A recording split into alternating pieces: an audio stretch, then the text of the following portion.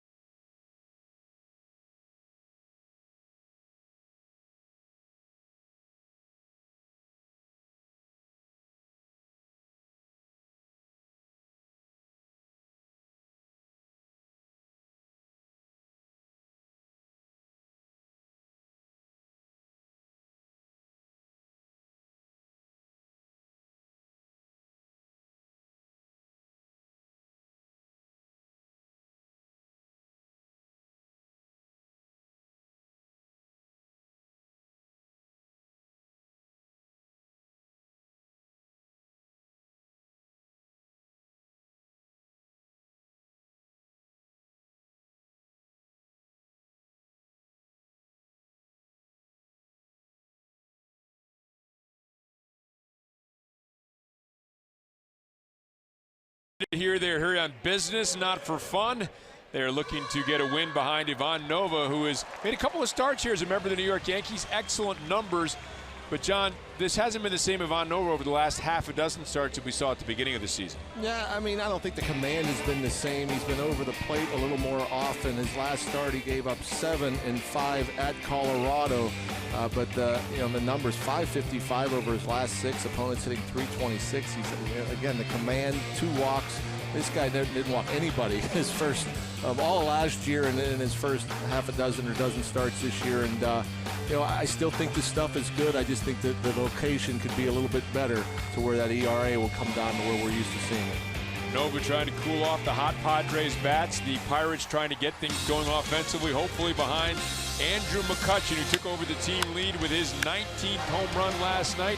McCutchen and the Pirates looking to even this series at a game apiece with a victory tonight.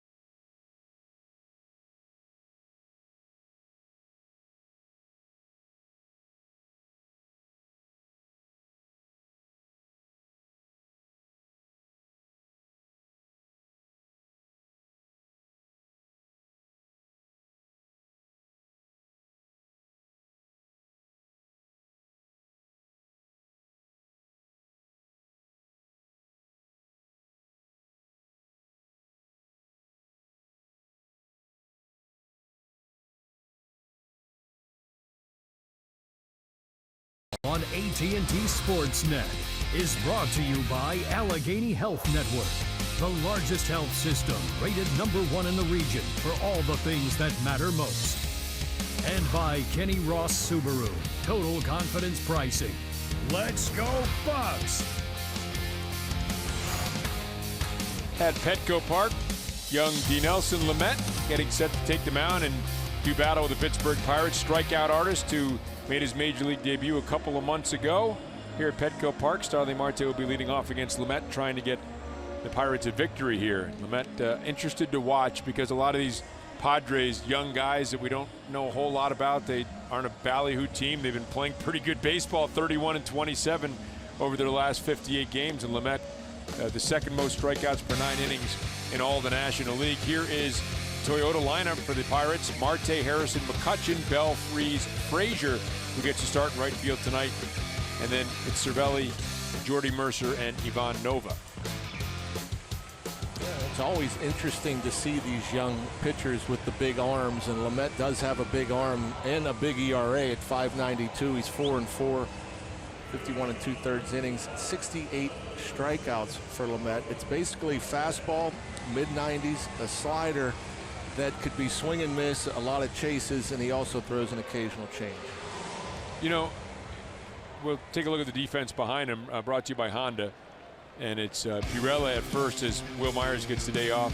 Aswahe at second base, Coleman, Spangenberg, the native of Pennsylvania, Blash, Margo, and Renfroe in the outfield. And Sanchez, the veteran, doing the catching. Here's the first pitch to Starling Marte, who swings and misses. You look at Lamet's numbers. The walks have hurt him a little bit. The long ball's really done him in. The opponent's only batting .233 against him, so he's not getting lit up, but seems like whatever mistakes he's making has really been hurting him. And the big difference has been the splits, the left-handed batters. The righties have really struggled. He's limited right-handed batters to a 165 batting average. Wow. Lefties 302 with 7 of those 11 home runs. And so the Pirates with just 2 left-handed batters in the game tonight, and so the righties are going to have to make some adjustments. I know this much, with that 97 upstairs, you don't want to be in an 0-2 hole against Lamet. I mean, if he's going to throw fastballs early, you want to put him in play.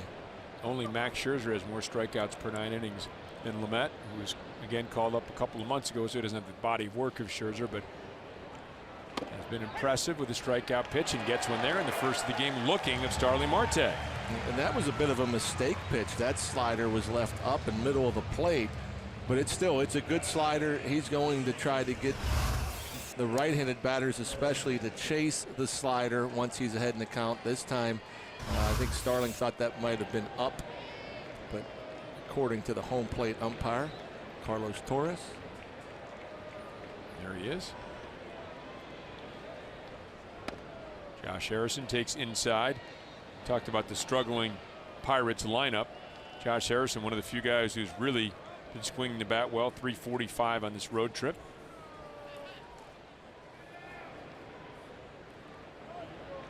The 1-0. That looked a lot like the slider thrown to Sure Marte, did. and that one was called up in the zone. And that wouldn't bode well, you wouldn't think, for Lamet if he can't get that slider down in the strike zone. 2-0 pitch, and that was maybe a little upstairs. Josh took a whack at it. Now 2-1.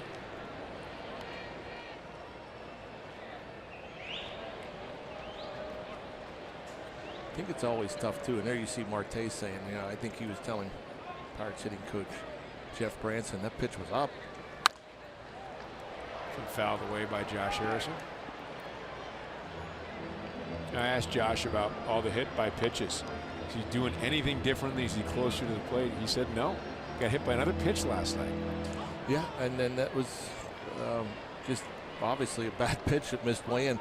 I do think earlier in the year he was closer to the plate. When he was landing, when that left foot was landing, it was on the batter's box line, which is, even there, he's on the line. That ball ran up and in on him. But he's always kind of his stride kind of closes him up a little bit, his lower half. I mean, there was some time ago where he was way off the plate, and he kind of dove for the ball and was able to reach the pitch off the plate. And I think even now he's maybe a little bit off the plate more than he was earlier in the year. Fouls this one away. You can see why Anthony Rizzo would be hit. As a fan makes a nice grab, gets a good round of applause. He stands right on top of the plate. Josh, but you're saying by the time he's finished setting up and getting ready into his swing, he's almost on top of the plate. Yeah, I mean, that front foot is pretty close to the plate. And he'll take the walk. So Josh Harrison draws a 1-out walk.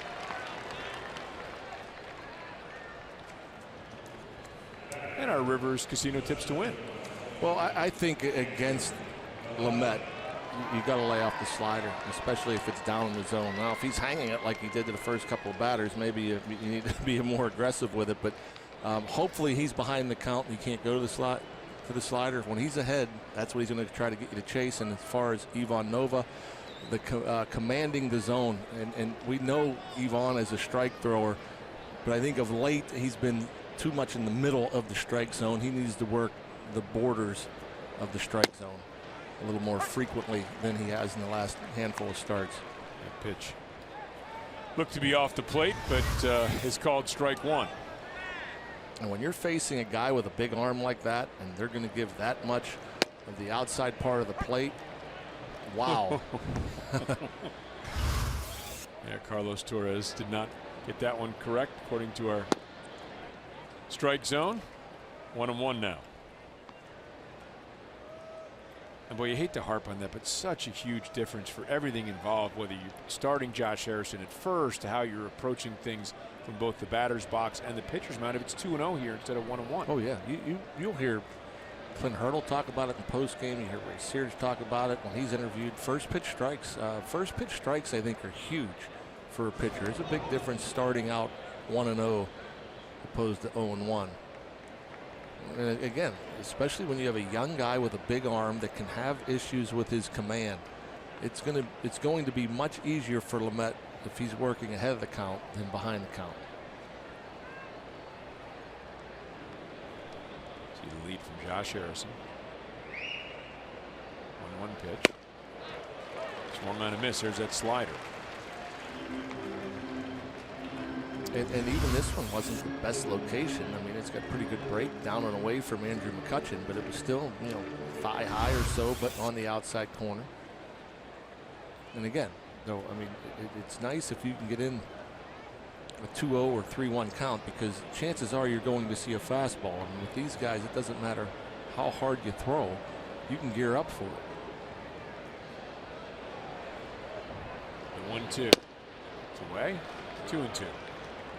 We were talking about this before the game, that for some reason in California, before the sun goes down, the ball travels better. We were watching it in batting practice today, so maybe a little window here to get one out of the yard. Yeah, early in the game, just about anywhere. LA, San Diego, San Fran, you know, when it's still light out, the ball will travel. When it gets dark, it goes nowhere. 2-2. We saw a couple balls hit well late in the game last night from the Pirates, a couple that drove defenders back to the warning track late in the game and maybe a couple of hours earlier. But yeah, you have to think that way. I mean, it's noticeable. I guess it's the marine layer that comes in after the sun sets. I'm not exactly sure, but it is a noticeable difference.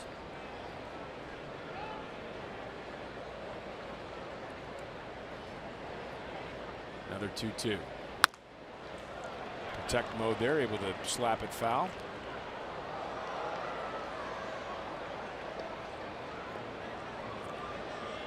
And there's some protection here. That was one of his better sliders, and it actually got off the plate away. And Andrew, knowing too that he had a pitch called that was off the plate, that he's going to have to protect that borderline pitch. The Mets thrown everything away here to Andrew McCutchen. And less likely to get hurt. Keep it down and away. Although with Andrew, you leave it elevated away, he can hurt you. But the way he's been swinging it, he's been quick to the ball. As the WB Mason strike zone, to look at the grouping from the Met. Throw over once again to check on Josh Harrison.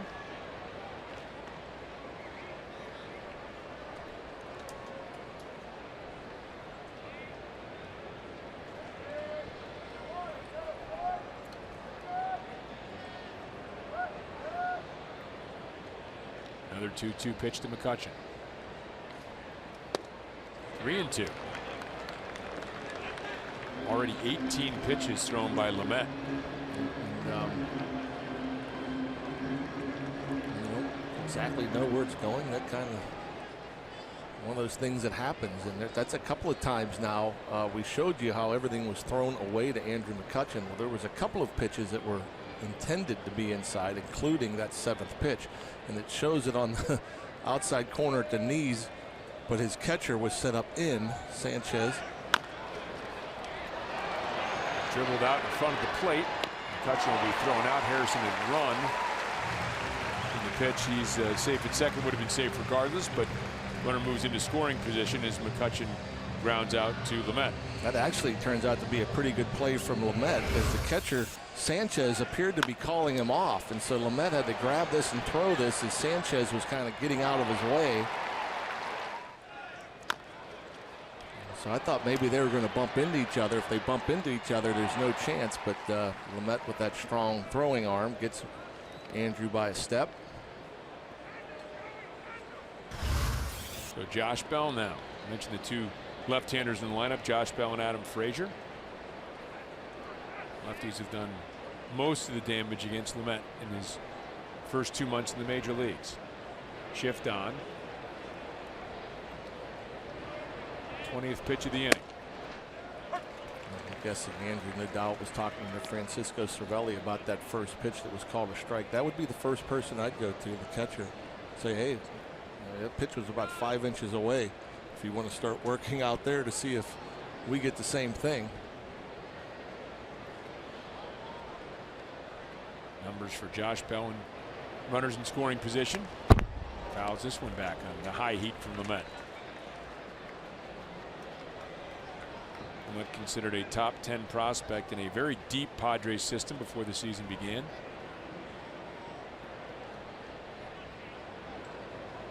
.25 years old.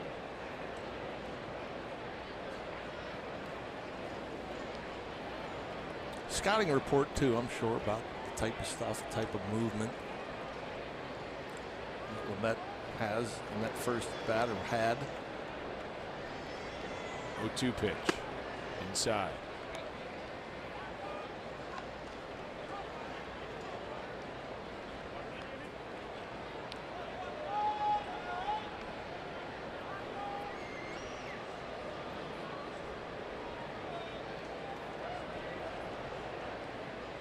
Good look at Josh Bell.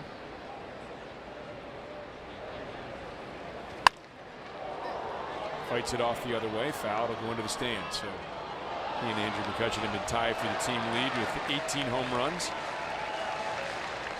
Again, I think the track record of Josh Bell indicated that he'd be more of an on-base percentage guy. He was working the field last year, and then he suddenly has turned into much more of a power threat this year. Oh yeah, I mean, he had such an unusual approach for a young player to go up there and just really be content on hitting the ball the other way. And from the very beginning of spring training, you could see that he was adjusting to try to pull the ball more often. And just because he was trying to pull the ball, I don't think he was trying to hit for more power, but the results were there in terms of hitting for more power. And I think he was a little more aggressive on pitches on the inner half of the plate. I mean, he still picks his spots and goes the other way, but definitely a different approach this year than what we saw from him last year. And a nice surprise, really. I didn't have him. You know, he has a chance at 30. It's a bit of an outside chance, but you know, I would have guessed more of a 280, 290 hitter. You know, with less power. Maybe a 350, 360 on base percentage, something like that, right? But man, if this is the player that he ends up being, you know, 25 to 30 homer guy, and who knows, maybe upwards of 100 RBIs. I think you'd rather have that than an on-base guy. And he has that swing, the pull in the hands, fight it off. The cricket swing. It does look like a cricket swing. He does. It's pretty amazing for a big, strong man, the way that he can handle the bat, and he kind of knows where his hands are, and he can waste pitches that most cannot. That's a great description. That's exactly what it looks like, a cricket swing. I think they call it the chicken wing, by the way. 2-2, and Bell fights that one off. Making Nelson Lamet work here in this first inning. But that's also different in Josh Bell's game this year, because I think he is being more aggressive and looking to turn on the ball more. He's more likely to chase pitches out of the zone. And that's one thing we didn't see last year, because he his approach was to the left field, so he saw the ball longer. He recognized pitches because he saw the ball longer, so he was less likely to swing at that pitch that's off the plate in or off the plate away. I mean, he drew his walks. He was content taking his walks. Now he's looking to drive the ball a little bit more. You see 6 and 7, 6 pitch way off the plate in. That time, Lamet gets him to chase the slider down and in. So Lamet, a couple strikeouts in the inning, gets through the first onto the bottom half.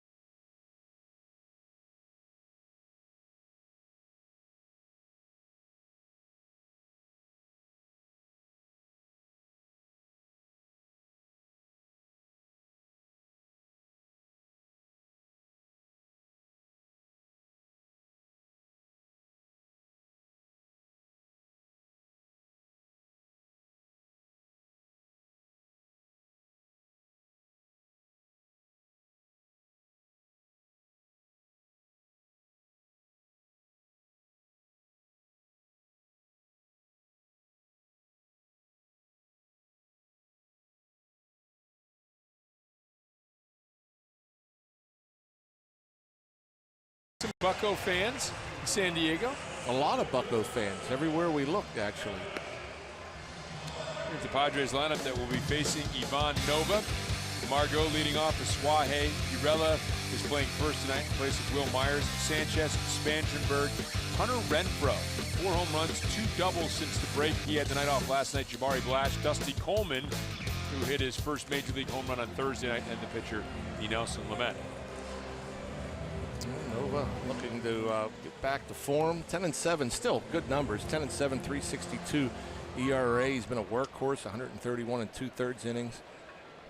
We showed you in the open how his ERA has risen his last 6 starts, but other than that Colorado Rockies start, they haven't been that bad. In fact, that was the only start this year, his last start, where Ivan has allowed more than 4 earned runs in an outing. Margo takes strike 2 for a strike 1. Margo is, like a lot of Padres, on fire. 10 for 20 on this homestand. They've really been hitting the ball well. Fouled off here was cooled down a little bit last night, but all up and down the lineup, this Padres team, which was the worst offensive team in the league in the first half, had the 2nd most runs in Major League Baseball since the All-Star. Yeah, I mean, you got to think these young players getting more comfortable, maybe not as nervous. A little flare by Margo. That's going to drop in for a single. So Margo is aboard. He is a threat to steal. Has 10 stolen bases on the year. So early action for the Padres as we take a look at the defense behind Ivan Nova. Cervelli at catcher. Bell, Harrison, Mercer, and Freese on the infield. Left to right in the outfield. It's Marte McCutcheon. Adam Fraser right tonight after Jordan Luplow made his Major League debut last night. Jose Osuna out there as well, so some opportunities for some young players in the Pirates to get some playing time. Suaje mentioned guys that have been hot, 356 in his last 11 games. Margo on a delayed steal, Cervelli the throw, and Margo is in there safely. Well, that's a little odd to see the delayed steal.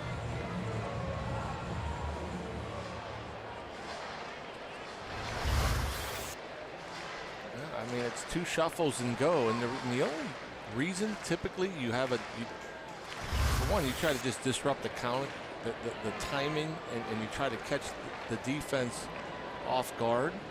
But you usually do that when your middle infielders are far from the bag.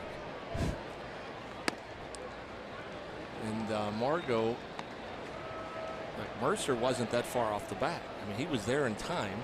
Cervelli, maybe a little hesitation. Just looked like a little bit, didn't it? Yeah, because he didn't go right away. I could say I've never seen that this early in the ball. Runner in scoring position for Suaje. He will lift one into left center field. Marte giving chase will make the catch. Margo goes back to tag up, so read that well, and he'll advance to third with 1 out, and he'll be in scoring position for the Padres.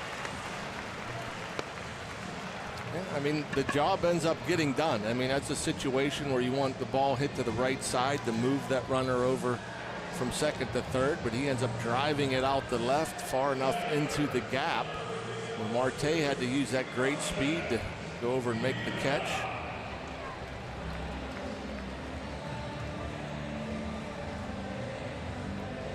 So RBI opportunity for Urella.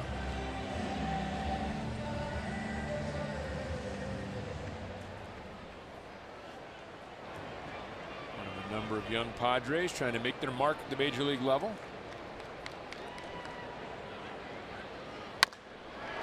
Lift a fly ball to right field. Fraser going back off his glove. That will score a run, and we'll get Pereira to second. Now he's going to head for third. Throw coming in over the cutoff man, and Pereira safely into the triple, and the Padres up 1-0.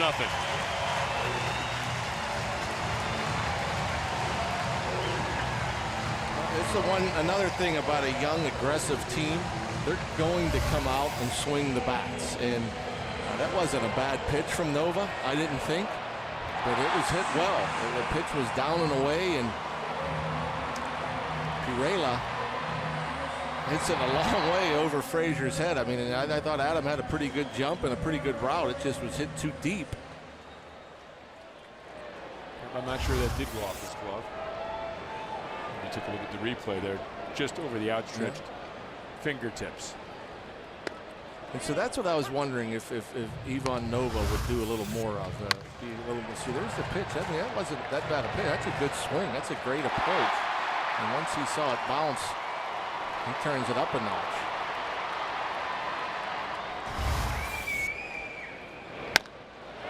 Sanchez will rip one into the right field corner.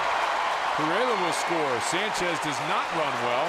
Hustling to get into second base will get there standing up, but the Padres have struck for 2 quick runs in the first inning. And again, everybody knows that Ivan Nova is going to throw strikes, and he's going to be in the zone early. Typically, Nova gets weaker contact, more ground balls.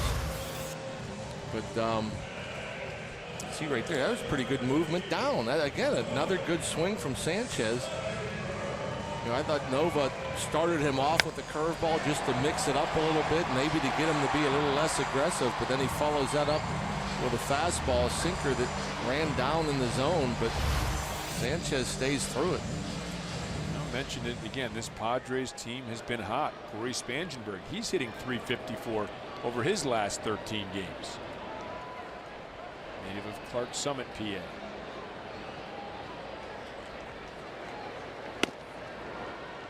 Well, you're right. First pitch swinging. I mean, they're coming out. Yeah. They're swinging in the on-deck circle, you know? Yeah, and that a four-seam fastball, it looked like, with a little more velocity from Nova. A little frustration, perhaps, as he went 96. A little upstairs.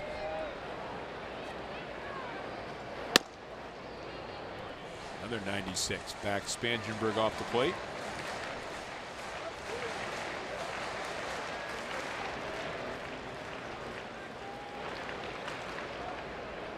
Still only 12 pitches into his outing. Ivan Nova finds himself down 2-0. Runner on second. Spangenberg into right field. Sanchez won't score on the base hit. Had to hold up to make sure it went through, but runners on the corners now with only one away.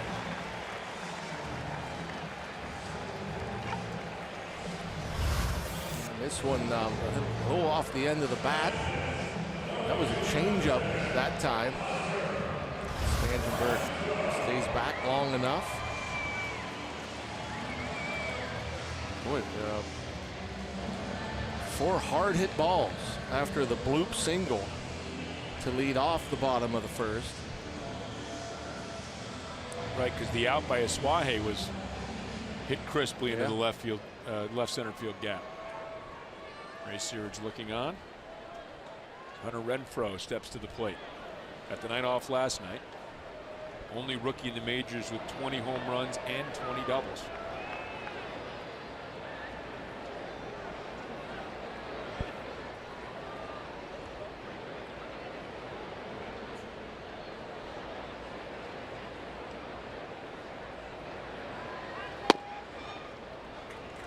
Takes down low. By the way, Spangenberg at first base does run well. Unlike Sanchez at third, so a ball in the gap could be trouble, conceivably.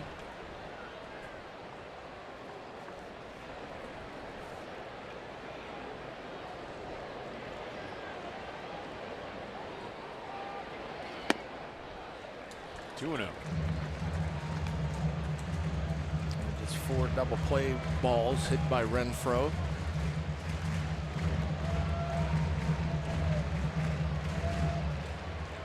Young, fast, athletic group of players in the Padres. Oh, yeah.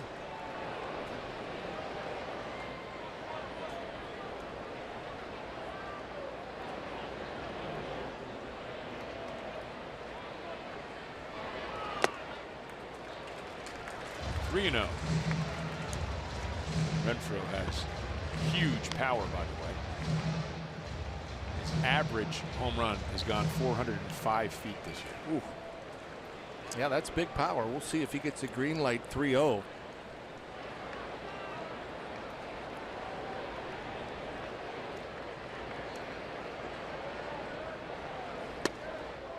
If he did. He didn't pull the trigger on one right down the middle. Yeah, it came right at him. 3-1 to Hunter Renfroe. Ron Nova trying to navigate the rest of this first inning without any further damage.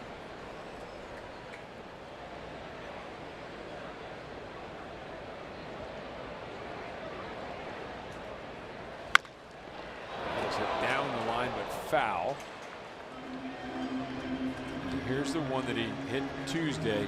Western Metal Supply Company building out in left field. Second time he's done that this year.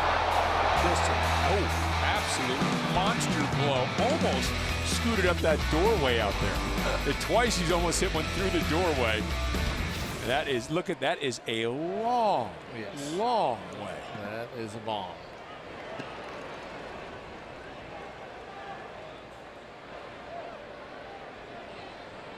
Full count. Spangenberg running. And Renfroe will foul it away.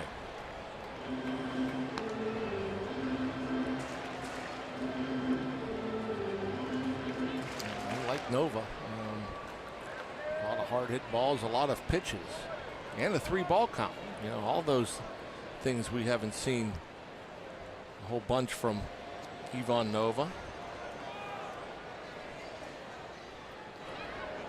See if Spangenberg is off again. Doesn't have a big lead. He is running. Nova gets him, and the strike him out, throw him out. Well, Renfroe took strike 3. Spangenberg, who didn't have a big lead, is gunned down easily by Cervelli, but the Padres scored 2 to take the 2-0 lead after 1.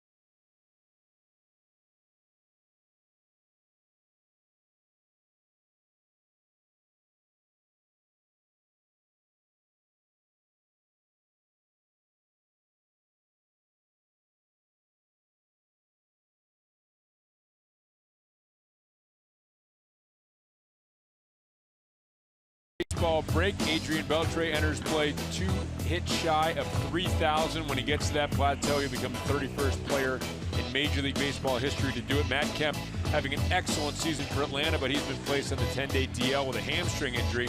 And Zach Kozart, the Red shortstop, subject of potential trade rumors, placed on the 10-day disabled list with a quad injury. Of course, the trade deadline coming up on Monday. Beltre, by the way, 0 for 1 in his game tonight. Cervelli and Nova having a powwow after that rough first inning.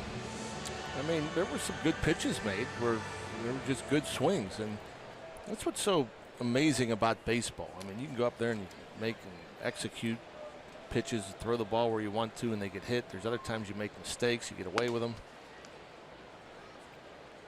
Well, you know, the other thing is when you're a sinker ball pitcher, we saw this sometimes happen with Charlie Morton. Now, the ball was hit hard in that first inning, but the more balls that are put in play, obviously the more double plays you can get, but the more chances you have just one of those games where everything seems to go wrong. The first hit of the game was a little bloop hit. A little bloop hit, but then, you know, there were some hard hit balls. Right. But again, it's you mentioned it several times in that first inning, how there's so many of these Padres batters swinging the bat well, which you then give them credit for not pulling off a ball, or being aggressive and staying inside the ball and not trying to do too much. Doing some scoreboard watching brought to you by Point Park. Cubs on top of the Brewers, the Diamondbacks on top of the Cardinals. The Pirates need to do their part, come back and win this ball game tonight. David Freese, one of the few Pirates really swinging a good bat, as waves at one there. 393 over his last 8 starts, so he has been hitting the ball well, but there have been a lot of Pirates who have not been.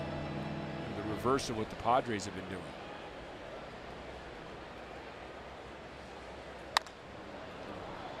Freese lifts one towards the right field line. Renfroe giving chase, and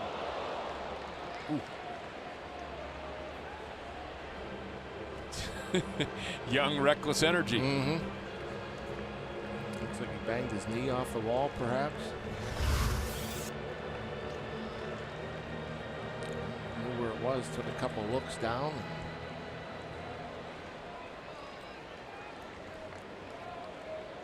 Sanchez out to chat with Lamet. Sanchez went to, there's Hunter Renfroe. Stretching that right knee a little bit.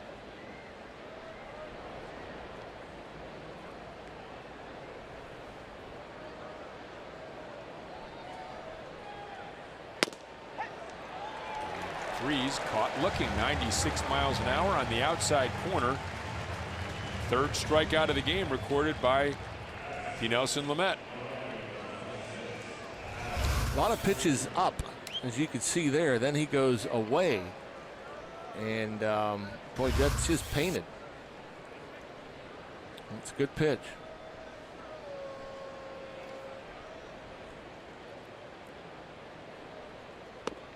Adam Fraser swung on and missed.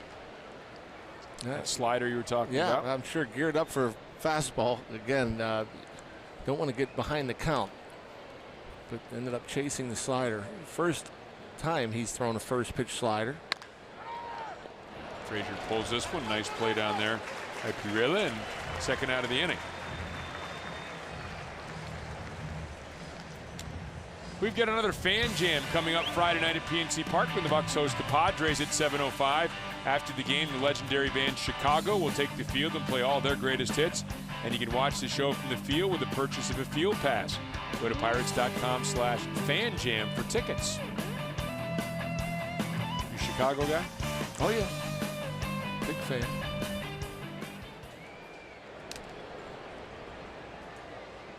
The band, yes, we have to. Of course, straight the band, the city. That right? Originally called the Chicago Transit Authority, but had to change their name after their first album. I just watched a documentary on the flight out. How do you know that? Had a documentary on the flight out here from Atlanta, from Pittsburgh through Atlanta. 0-1 pitch. 0-2.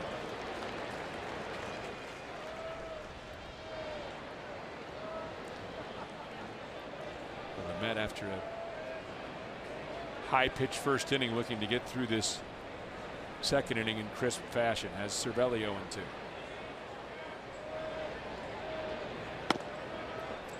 Not enough bands nowadays that have brass, the horns, you know? Yeah.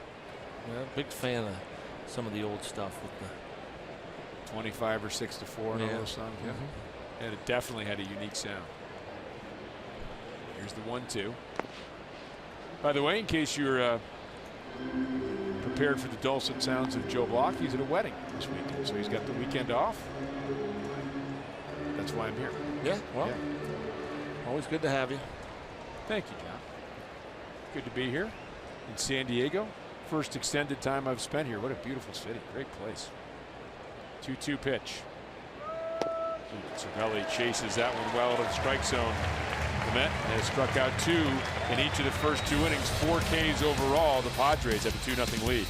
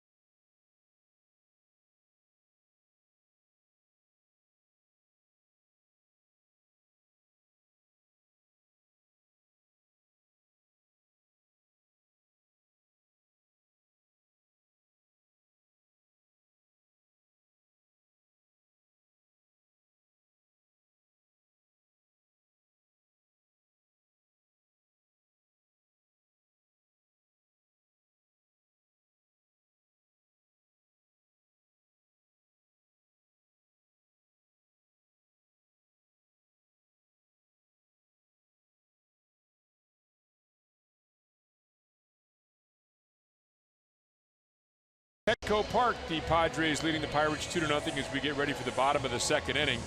Here's tonight's Barrel Automotive League leader stat. The teams that have used the fewest starting pitchers so far this season.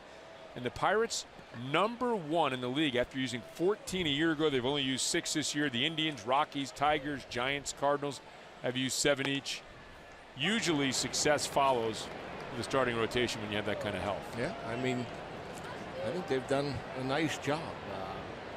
The younger guys, when you look at Trevor Williams, Chad Kuhl, I think they've continued to get better as the season has gone on. Nova's been solid. I know a little rough patch last handful of starts, but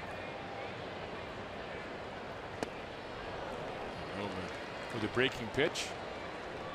And on Blash 1-2 now.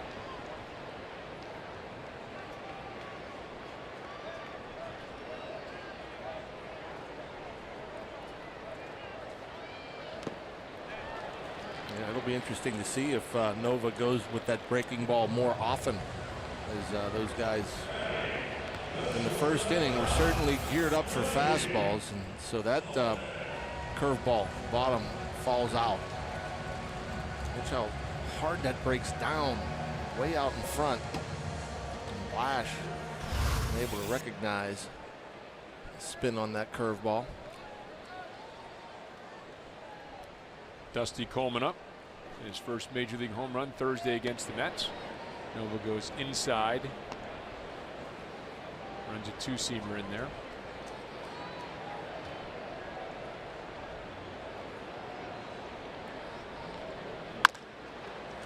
This one hit to third. Freeze up comfortably across the diamond. 2 away quickly here in the bottom of the second. And you like to see the ground ball.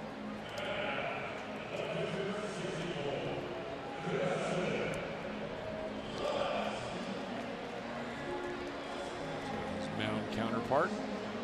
Nelson Lamet comes to the plate. A chance for a quick inning for Ivan Nova. Get back into the dugout and get those bats back up there.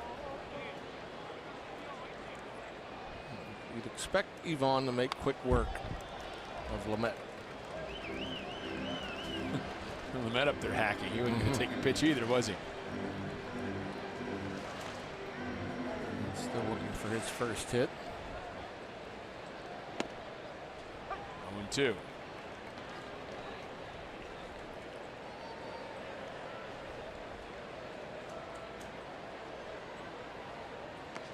And a quick 9-pitch inning as Lamet the second strikeout in the inning for Ivan Nova. So the Pirates bats will get back to work as we move to the top of the third with the Padres up 2-0.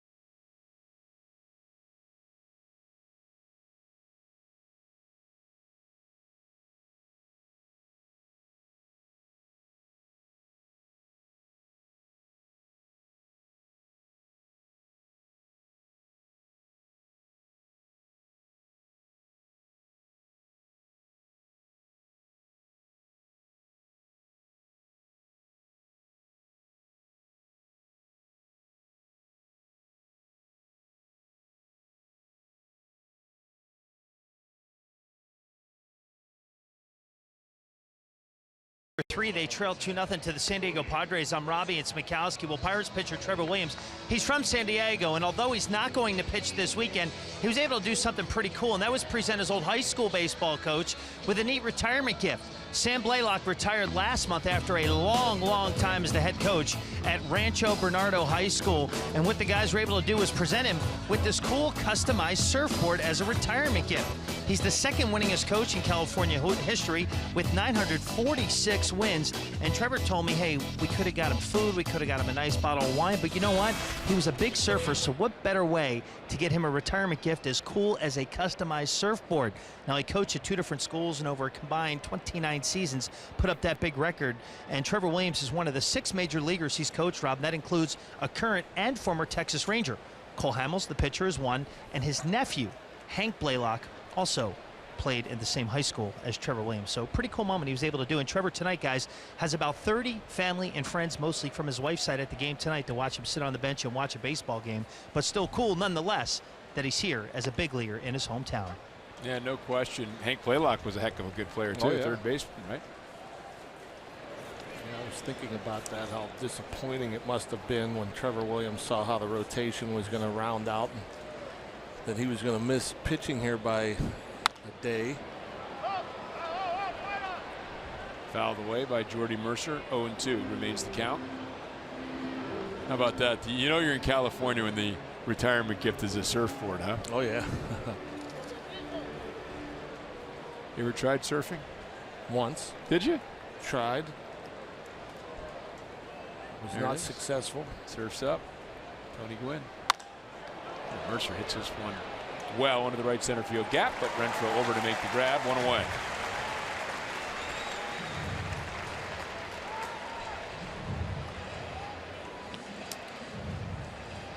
We have some fans that have come out here. Our Point Park University tweets.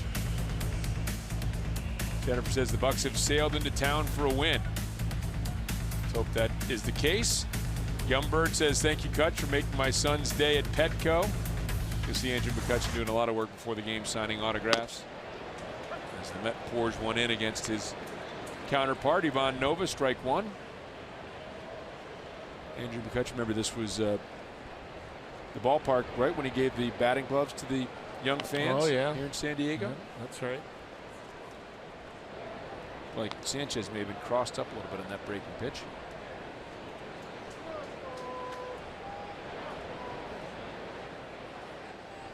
1-1 to Nova. Neither one of these pitchers ripping the cover off the ball. No. One hit combined for the two of them. Gonna struggle. 1-2. Nova gets a piece of that one.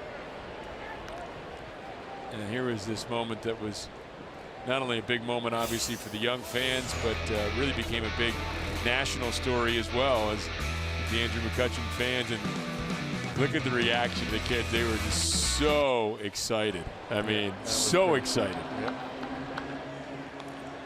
And we've seen them again. One city, L.A.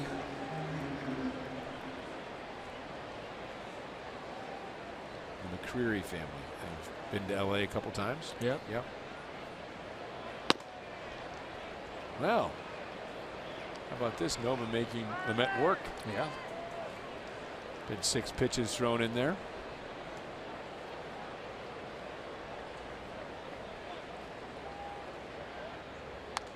And now there'll be an 8th pitch as he fouls off number 7. And you know, you talk about trying to get guys out in 3 pitches or fewer, right? That's like an extra at bat that you're making Lamet grind through here.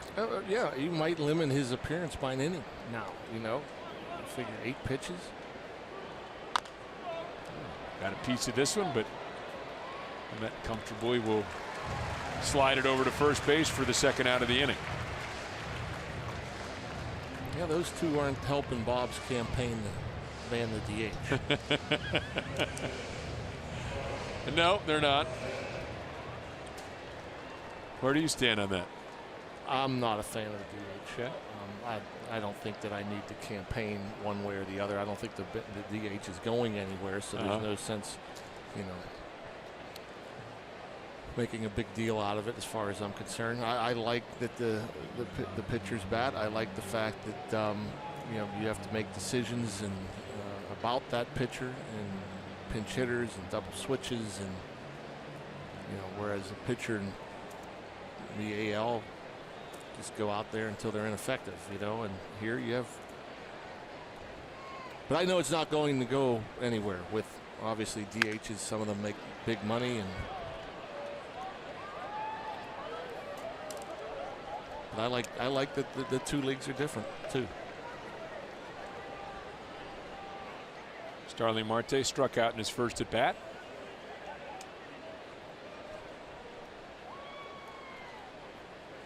Oh, 0-1 from Lamet. 1-1. That pitch count is fairly high. 55 pitches. What's your take on the DH? Here's the 1-1. Fouled away. I'm not a fan of it. I mean, they brought it into the American League because the American League was flagging in attendance, or more National League fans back in the early 1970s, and they brought in the DH, and I mean, it's almost like ghost runners, Yeah. I mean, that's my opinion. I like the National League game better. Oh, I do too. Oh, wow. Marte way outside on that. Met now with his 5th strikeout of the game has been in command of the Pirates early on. How about that to Petco Park, a little wave surfing.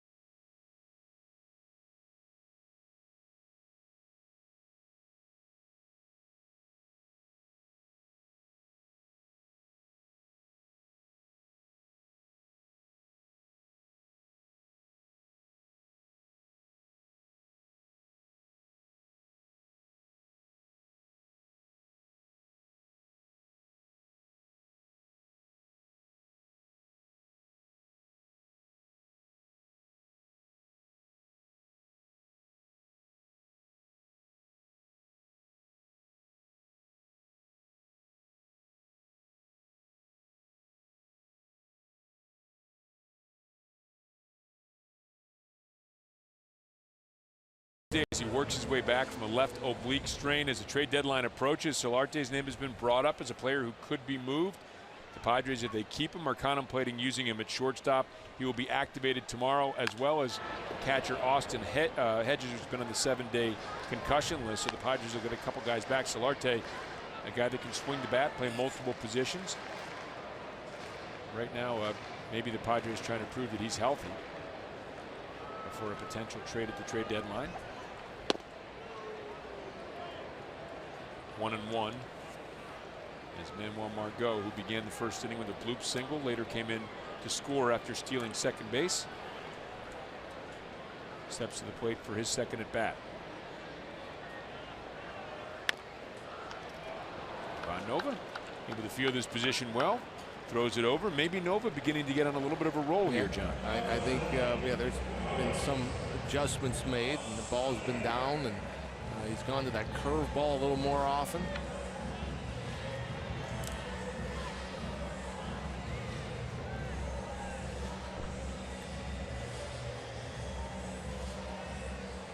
And Robbie Ray carted off the field last night after he was hit by a line drive in that game against the Cardinals. He's been placed on the concussion list. It's the other breaking news at the bottom of your screen. Carlos Asuaje, he lined out into the left center field gap in his first at bat. You know, for a little guy, he's shown that he has a little bit of pop. That's it to Josh Harrison. So 5 pitches into the second inning, 2 outs have been recorded. So you look at the last 6 outs, only needed 15 pitches. Last 7 outs, he only needed 15 pitches.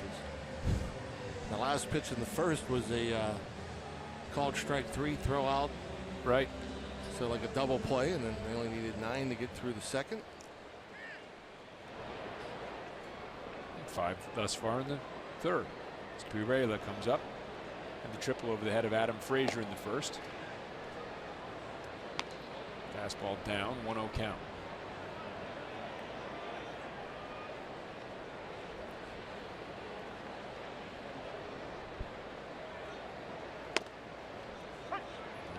Carve that two-seamer back over the outside portion of the plate. 1-1.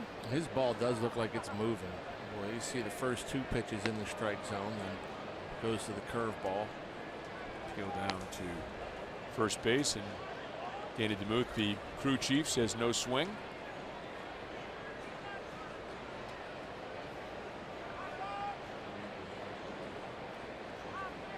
To 1 pitch. Hit hard, Andrew McCutchen. It's going to scoot past him, get all the way to the wall. And heading towards third, the ball is dropped by Josh Harrison out in short right field, but Pirela looked like he had third base easily as he pulls in with a second consecutive triple. Yeah, he was thinking triple all the way too, and after locating a couple good sinkers, Ivan Nova leaves this one down the middle. And another good swing from Pirela as this ball slices away from Andrew. And he gets it to Josh. And again, if Josh comes up throwing, they don't get him.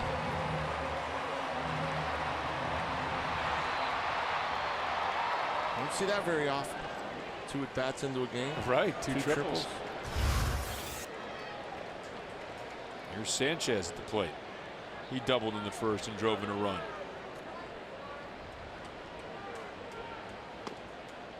Up and away to him, 95 miles an hour.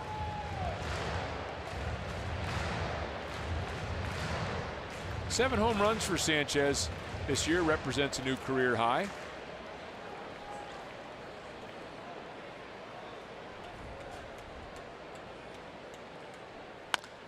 And line right at Jordy Mercer. Optimal defensive positioning, and Mercer right there for the line drive. Nova gets out of the third, head to the top of the fourth with the Padres up 2-0.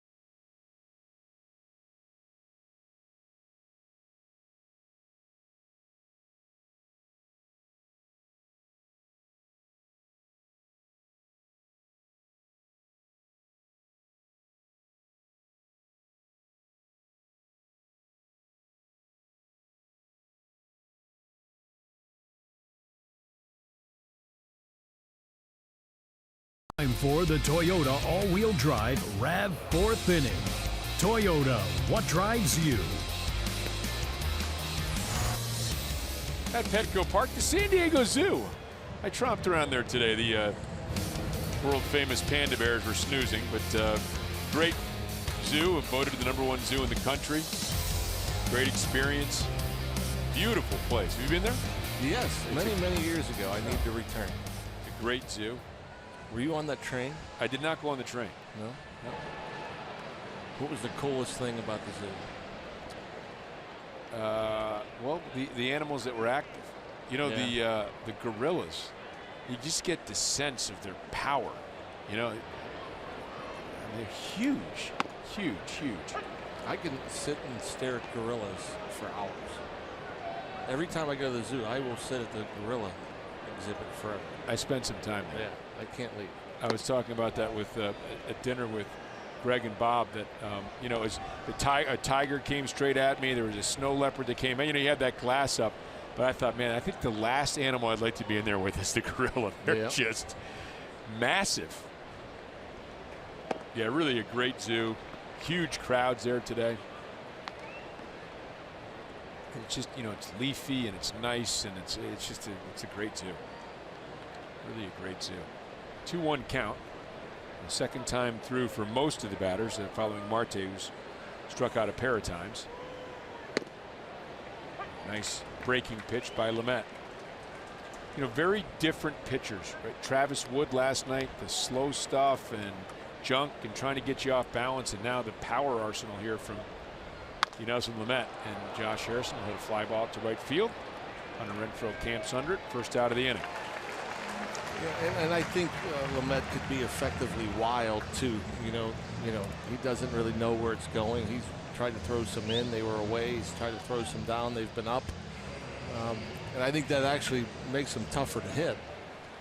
You know, pitchers typically try to keep it down and away or something. But this guy's ball is really hard to pick up a pattern because he's just throwing it all over the place. And then at times he'll paint. And then in that at bat, the impressive thing with Jay up there, the 2-0 slider for a strike. And here, Andrew McCutchen just flipped the breaking ball in there for a strike.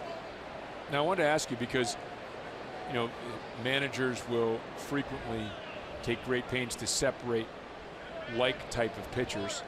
Here's the 0-1 to McCutchen, and McCutchen fouls this one backing out of play. So Clayton Richard was very much like Travis Wood. He'll go tomorrow, so you put Lamet in between them. How much of a difference does that make to a hitter? I don't think it makes that big a difference if there's, you know, hard, soft. I mean, not one from one day to the next. I really don't think that should have much of a factor. I mean, these guys can gear it up and gear it down. I mean, really, the approach shouldn't change that much. With a guy like Lamet, I mean, you got to gear up for the fastball. I mean, you got to be ready. And for some, they might have to cheat a little bit and start it a little bit early because they don't have the bat speed to catch up to it. But you see that sort of thing during the course of a game. I mean, it's rare nowadays to face a starting pitcher 4 times. In fact, a lot of times you won't face a starting pitcher 3 times, and you're going to see a different look later in the game. McCutchen was just able to get a piece of that slider. Count remains 0-2. Fastball way outside. 1-2.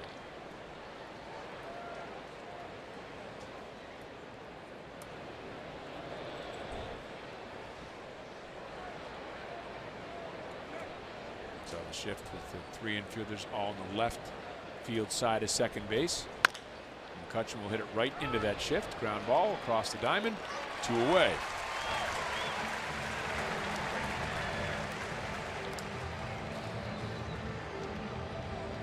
Come to PNC Park for a free shirt 1 week from tonight as the Bucks host the Padres at 7:05. The first 20,000 fans will take home a Pirates t-shirt thanks to Peoples.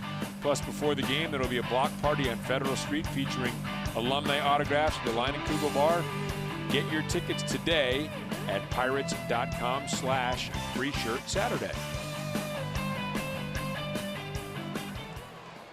Pirates still looking for their first hit of the game as Josh Bell digs in with 2 away here in the 4th. Change up there from the yeah, how about that? We talked about it. First pitch breaking ball to Andrew McCutchen for a strike, a 2-1 breaking ball to Harrison for a strike, and now a first pitch changeup to Josh Bell. Comes back with a fastball, evens the count at 1-1.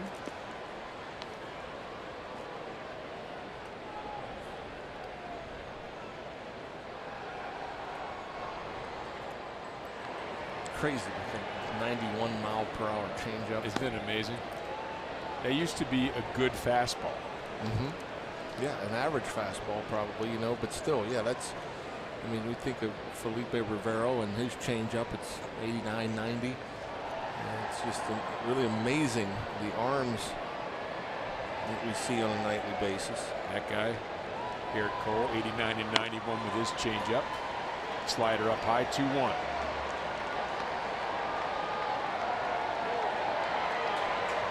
Fans here at Petco getting the wave going. Had more to cheer about than I think a lot of people forecast for this team last year. A lot of people thought this was going to be a 100-loss team, but they've hung in there. Been playing pretty good baseball the last couple months. Josh Bell way out in front of this one, hits it wide. As we mentioned, it's May 20th. They're 4 games over 500, John, 31 and 27.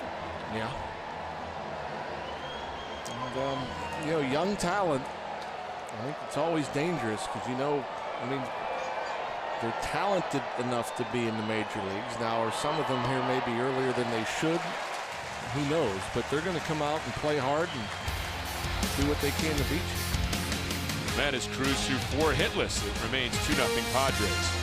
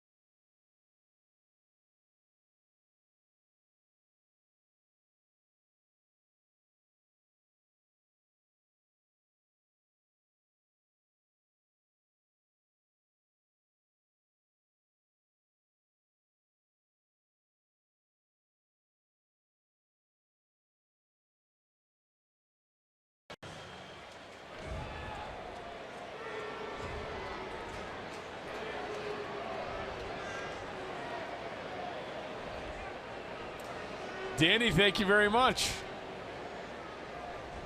Dan's been on me about the fish taco. I did have one on vacation last week in San Francisco as Francisco Cervelli. I don't know if he's crossed up on that, but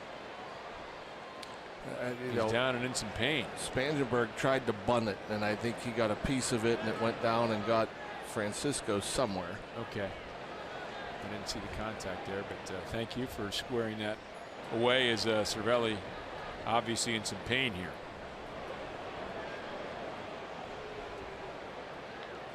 Todd Tomzak comes out to talk to the Bucs catcher.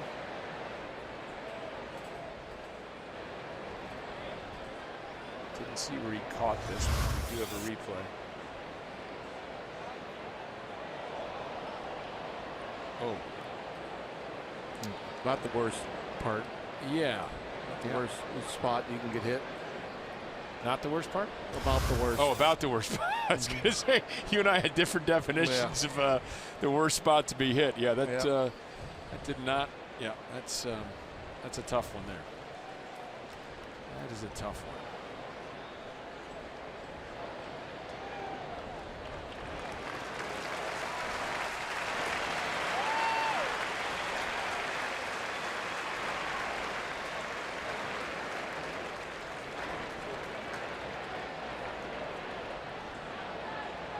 Okay. Clint Hurdle has the gear for him. Easier to laugh from the dugout, I think. Yeah, I mean, it's always funny when it isn't you. Yep. You know, and conversely, it's never funny when it is you. Exactly. Right? Yeah.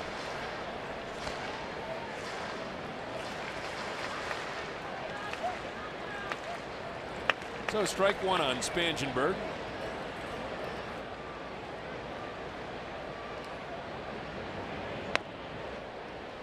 It's down low, and we were talking about Tom Pence looking on. We were talking about Adrian Beltre, and you know he gets 3,000. That's Hall of Fame, right? I mean, oh yeah. If he doesn't get 3,000, it's Hall of Fame. Yep. Spangenberg swung on and missed, and you know he's sort of quietly, to me, kind of on the quiet side of a Hall of Fame career, I think. I agree with you. I think he's gotten better with age. It seems like he's just so remarkably consistent. Spangenberg through the right side and gets the base hit. Spangenberg 2 for 2. And it seems that Beltre goes about it with you know, playing it the right way, but yet still having fun. You know, and it's like, I mean, it seems like he holds the guys accountable in that dugout in the locker room, but yet he still goes out there and he competes hard, and yet he always seems to have a smile on his face while he's doing it. It's unique. And the Hall of Fame induction ceremonies going on in Cooperstown this weekend. One day, figure Adrian Beltre will be up there being inducted. This one fouled straight back by Renfroe. Tim Raines is heading into the Baseball Hall of Fame. One of the great leadoff hitters. A long wait for him. 808 career stolen bases, a 7-time All-Star. Bunched those together early in his career, then remained fairly productive. I wonder if maybe just paled in comparison to Ricky Henderson at the same time, but he waited a long time to get in. Here's the 0-1 to Renfroe, ripped hard down the left field line into the corner. Spangenberg, as we mentioned, does run well, getting to third. He's going to be waved around. Here's the relay, Mercer to the plate, and Spangenberg will slide in safely. It is 3-0 Padres.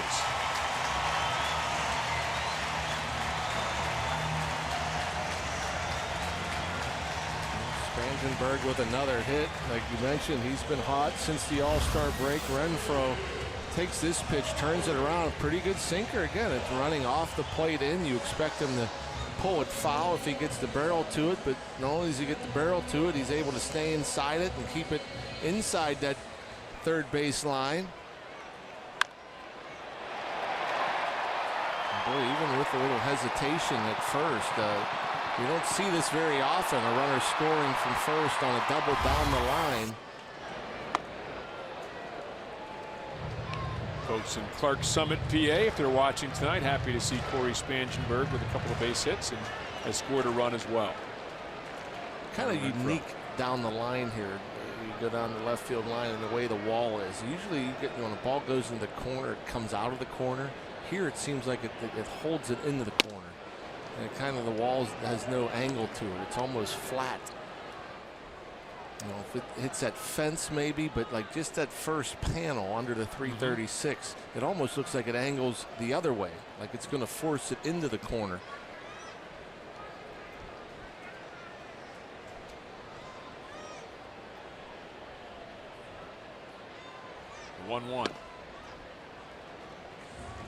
inside, 2-1. Certain, typically when you go to a ballpark, especially if you're new to that ballpark, your outfield coach will come out and they'll start hitting balls into the corner so you can see how it comes out or if it comes out. In certain places you can't be aggressive and chase the ball into the corner, because if you go into the corner and it gets by you, it can roll all the way into left center field. In this ballpark, it seems as if you can be more aggressive, and the ball's down the line, so you have to go into the corner to get it out. There's a different kind of ball that lands out onto the field. That one's not going to rattle around too much, the old beach ball. Jabari Blash, we mentioned the hot Padres. He's hitting .318 in July. Boy, it's just up and down this Padres lineup. Since the All-Star break, this team has been scoring runs, second most in all of Major League Baseball. Here's the 2-2 pitch now.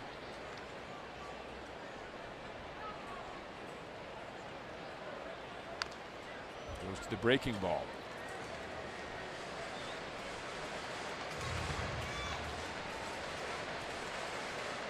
Tim Raines heading into the Hall of Fame. Not the only one. Pretty good class this year. Jeff Bagwell and Pudge Rodriguez also going in. How about Tony Gwynn, one of the all-time greats? Oh yeah. It seemed like he could do whatever he wanted to do with a bat in his hand. Struck him out. So Nova comes back, gets a potentially big out there. Gwynn loved to go up to Cooperstown and go fishing. Chartered a boat up there and got out on Otsego Lake and did some fishing. Jeff Bagwell, you see his numbers. 449 career home runs for the Houston Astros, part of the Killer Bees. As a first baseman, I mean, the guy could run. He had a at least one 30-30 season. He's a great defensive first baseman.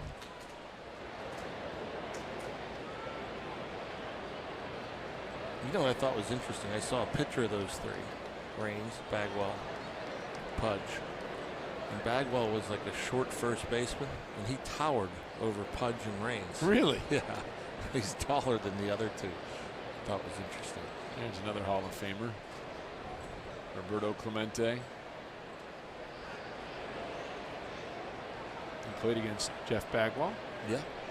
In minor leagues, as well as the big leagues. Anything that you remember from him? Anything that stuck out? He was a third baseman, a very good third baseman. That was right before he got traded in 1990. So he was with the Red Sox in New Britain, and the ball didn't carry well there. I know he didn't. He hit for average. I think he finished second in the league in batting, and I don't know if he had a home run. If he didn't have any more than 3 home runs. I know that. But he played a solid defense, and he could hit.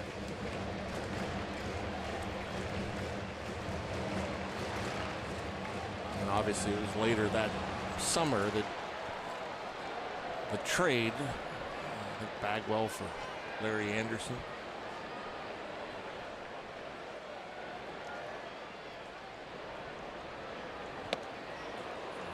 Way out in front on that one is Coleman, and when you're the GM, you hate to remember although Doyle Alexander, I believe, helped Detroit win I think he helped them win a World Series. He was really good down the stretch, but of course John Smoltz goes on to the Hall of Fame. Tough when that happens.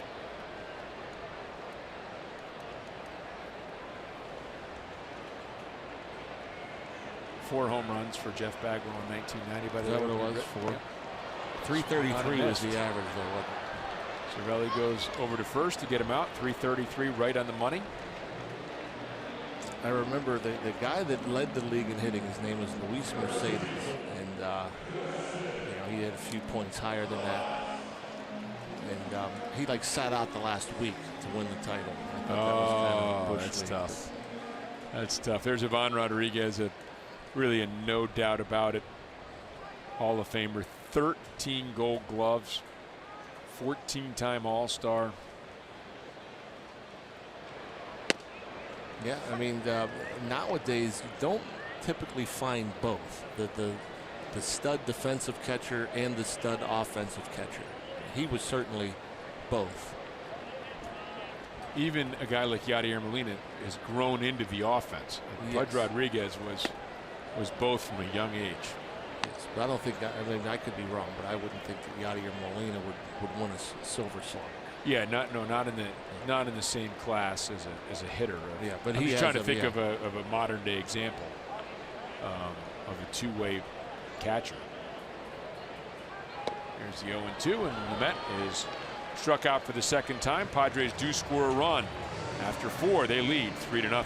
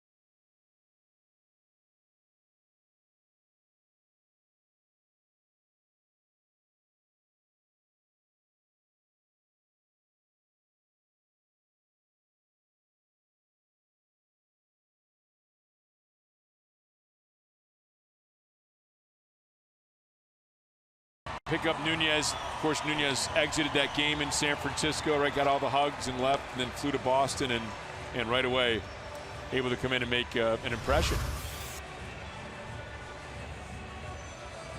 Oh. Wow, that's a double loss right there. Oh. What a shame. How disappointed the wife Look at the reaction. Yeah. Looks to be more concerned on the Allegheny Health Network Supermo about the lost libation than the lost baseball, huh? That just wasn't good. No. David Freese, that gets ahead of him.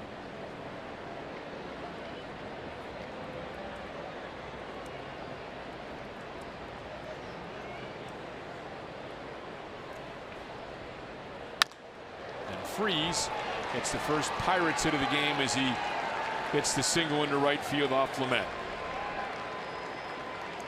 I've seen that a lot of late from David Freese, getting pitches out over and driving it the other way. And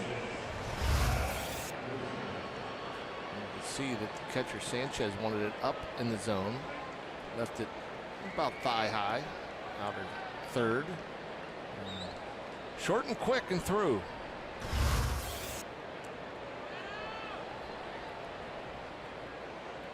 So Adam Fraser to the plate.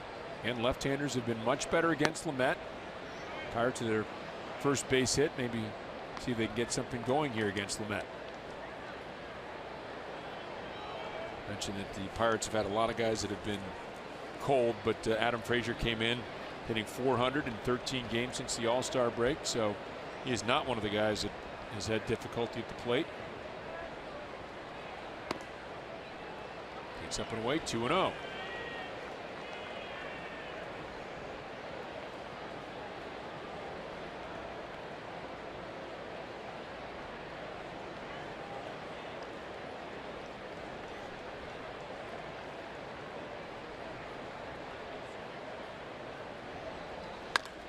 This one hit hard to right field. Fraser gets the second hit of the game. Freese had to stop halfway, and playing station to station moves on to second base. We talked about it a little bit earlier in the game. If he falls behind, he's predictable. And so when you can get into those counts, a 2-0 count, a 3-1 count, and you know he's throwing a fastball, and if it's in the zone, you put a good swing on it like Fraser did there. And you see first pitch strikes so far, 12 of 15, a pretty good rate. But yeah, it's a lot easier on the hitter when you know what's coming.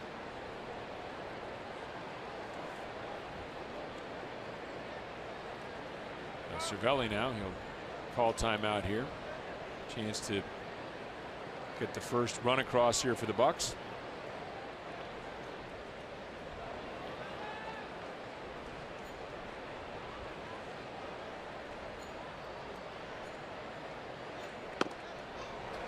Met comes at him with the good hard fastball. And you always wonder, you know, what does the young pitcher, how does he handle these situations, the jams? This obviously the first jam he's been in, 2 on, nobody out. How does he respond? Just got a friend, by the way, texted me, said, how about Buster Posey when you're talking about the Pudge? I mean, not in the same class as a defender, but did win a Gold Glove, and obviously a great hitter as well. Yeah. He would be the one guy.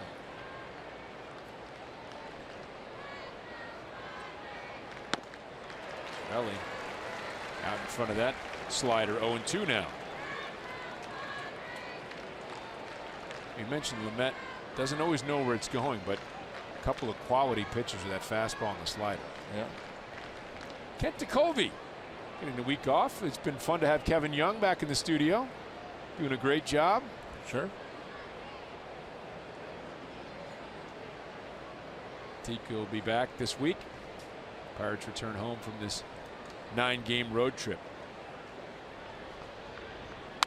It's been a disappointment thus far. 2-5. You know, after that good solid play to get yourself up to and even over 500, and it's been 2-5 thus far. Dave Parker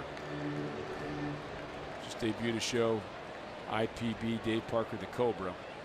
Hope folks had a chance to watch that. An hour-long look at Dave Parker. A really, really interesting man, obviously battling, maybe you don't know, battling some afflictions with Parkinson's.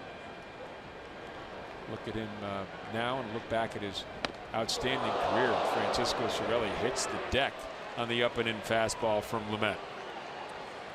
Well, that ball obviously had some run to it, and trying to go upstairs was Lamet.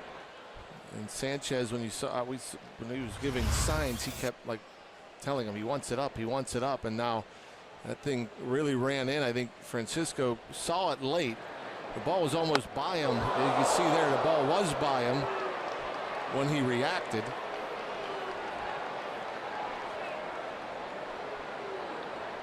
Well, he's hit the deck a couple of times. Now 1-2. Lamet, that pitch count up to 82. So he's pitching here in the top of the 5th. This one bounced rifled hard. I beg your pardon. So we're going to get 2 as Freese is doubled off second base. So hit hard by Cervelli, but the double play. And Lamet able to get 2 outs on 1 pitch, and the Pirates rally stifled a bit. That's that's costly. That hurts. For one, you know, if Cervelli gets it a little bit higher, I mean, we're in business. Maybe scoring a run and you still have 2 on, nobody out. But you know, you're down 3. You hate to make outs on the bases, and it's just a situation of knowing where the infielders are and freezing on the line drive. That's a costly double play.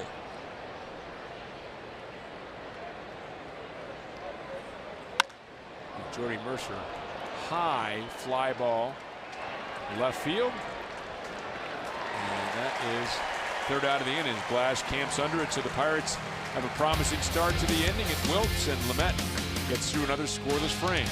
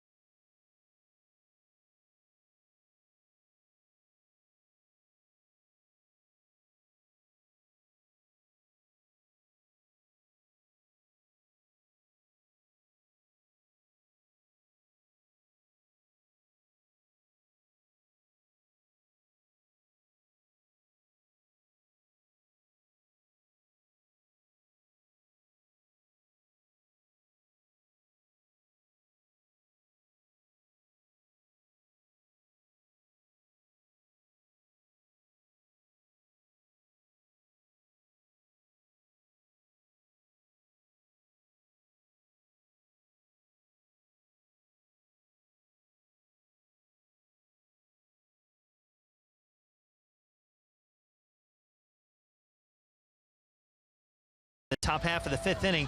He hit a little turbulence before the All-Star game, but since then, he's batted .400 since the Midsummer Classic coming into tonight's game. And earlier, he discussed staying the course and managing to keep consistency afterward.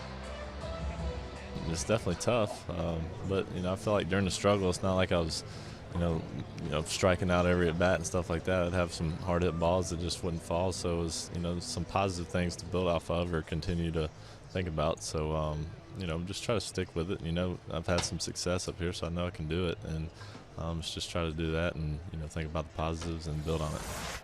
And when you look at Adam Fraser, you're talking about a guy throughout his minor league career that batted .300 at every level except for one, and that was in high A, and he was comfortably over .300. And he also hit .300 for the better part of the first 2 months in his first big league season this year. So Clint Hurdle was asked about it. Rob, go ahead. This one hammered out to left field and gone. A rifling shot by Manuel Margo, his 8th home run of the season, and the Padres have gone up by the score of 4-0.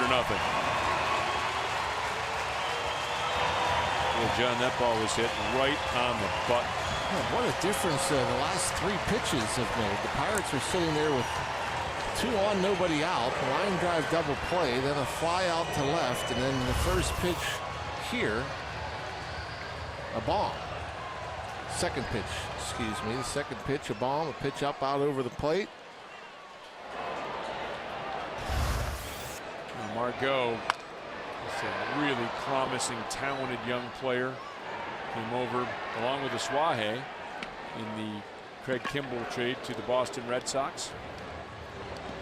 Robbie was talking about Adam Fraser. I was thinking about that. You see young guys come up, and sometimes they have better approaches at a young age. Adam Fraser, Jose Osuna, you talked about Josh Bell's approach at the plate. Is an approach at the plate something innate, something a player has? Is it something that is developed and coached through the minor league system? Is it are these guys born or made? Is it a combination? All of the above, yes. I think certain guys, certain guys have hit since the moment they first put a bat in their hands, and others maybe slow starters that had to make adjustments when they got into pro ball, or maybe when they got into college ball. You look at certain guys. I mean, Adam Fraser, in terms of stance, whether you wouldn't call it as much of an approach, but his stance, his mechanics are so simple. It's very rare to see somebody with so little movement, not much of a stride, hardly any hand movement, just kind of goes to the ball. Almost every major league hitter has hand movement. He has little. Josh Bell has a lot more movement than Adam Fraser. Last year, Josh Bell's approach was more to the left side, looking to hit the ball deeper, see the ball longer, didn't look to turn on the ball as often. This year, his approach is to pull the ball a lot more. So he's, the strikeouts are up, the walks are down. Andrew McCutchen, his approach has always been pretty simple. As short and quick a swing as anybody in all of baseball, and that's why it's so bizarre. It was so bizarre to see him struggle, because there's so much talent there, and approach or no approach, confidence has a lot to do with hitting, and when you lose that confidence, hitting becomes a struggle. High fly ball, which McCutchen would camp underneath in center field. Clint Hurdle, in fact, talking about McCutchen, who just recorded that out, said he is maybe the quickest hands he's ever seen. Oh, it's remarkable, and because of the quick hands, the great bat speed and the power for really a guy that's not that big. I think a lot of people forget that he's not a big, imposing guy, but can hit the ball as far as anybody. I mean, power to all fields, to right, to center, to left. It's rare to see somebody that size have that kind of power. Sanchez, a ground ball. Josh Harrison in short right. Throw across the body to record the out. However, the home run by Manuel Margo, his 8th of the season, has put the Padres up by a score of 4-0 as we head to the 6th inning.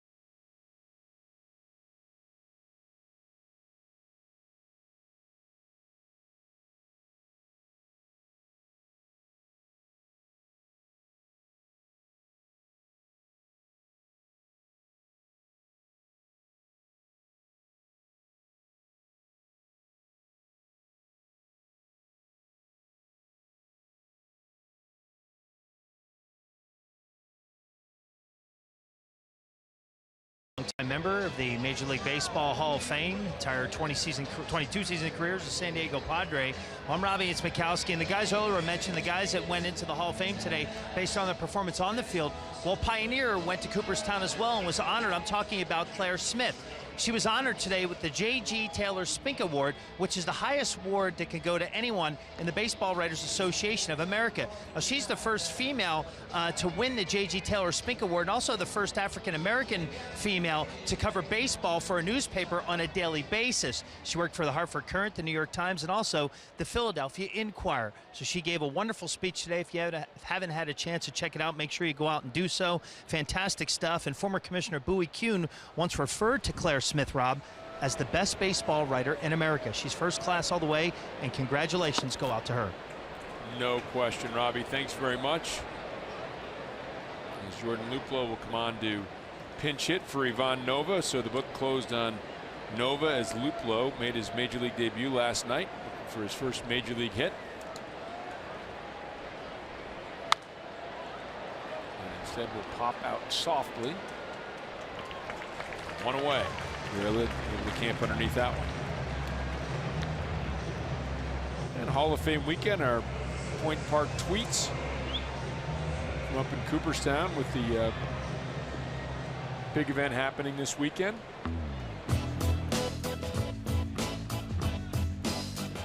And Brian McTaggart says Bagwell's Baseball Hall of Fame display. Tim Raines along with Andre Dawson, Cooperstown.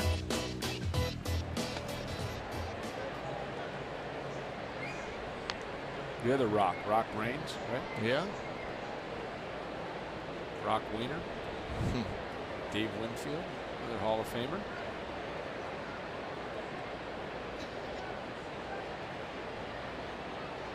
Mentioned Dave Parker. He and Parker coming up at similar times. Big, incredible athletes. The game had really never seen guys like that before. 6'5", 6'6" guys that could run and throw like that. Pudge Rodriguez with Jim Leland.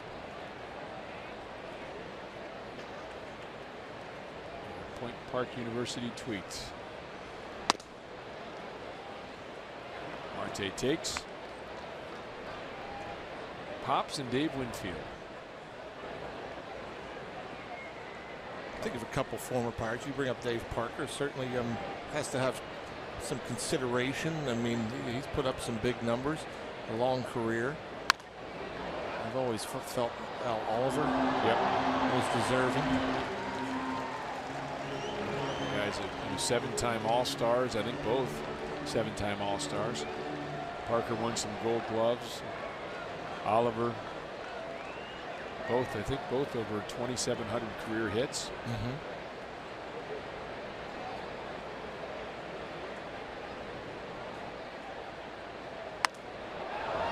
Fouled off by Marte. And Parker, one of the things that really hurt him in his career was that he played so hard that he just, he got some injuries. Big guy like that, collisions at home plate, and the AstroTurf really hurt his knees, but he was able to convert himself to a first baseman, then a DH, and remain a productive player late in his career as Marte swings and misses, and Marte goes down on strikes for the 3rd time in this game. Yeah, I know Dave Parker got some grief over the years. And here's that slider we were talking about. I mean, that thing, one of his better ones right there, down and away. He hasn't been able to finish that pitch a lot of times tonight. He's left some up, but that was a good one. Wow, Sanchez looked like he was chasing that, trying to catch it. It moved so much. Harrison takes that slider for strike one.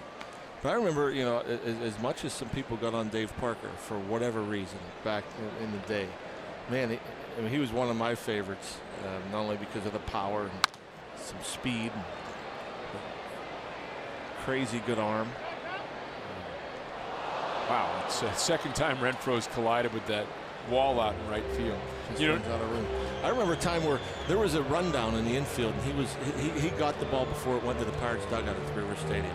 I was like amazed by that. He came from right field to in front of the Pirates dugout, in between home and first base, to save a run. Right, he played. He had the outward demeanor and the brashness, but he played incredibly hard. Always hustled. You know, always sprinted down to first base. Ball inside on Josh Harrison. And one of the things too that I found about Dave Parker, you know, when I did initial interviews back for the 1979 show we did in 2004, just how popular his teammates loved Dave Parker. This one hit by Josh Harrison up the middle. Throw across the diamond after a brief bobble, and Harrison is retired for the 3rd out in the inning. So the Padres continue to cruise along, up 4-0.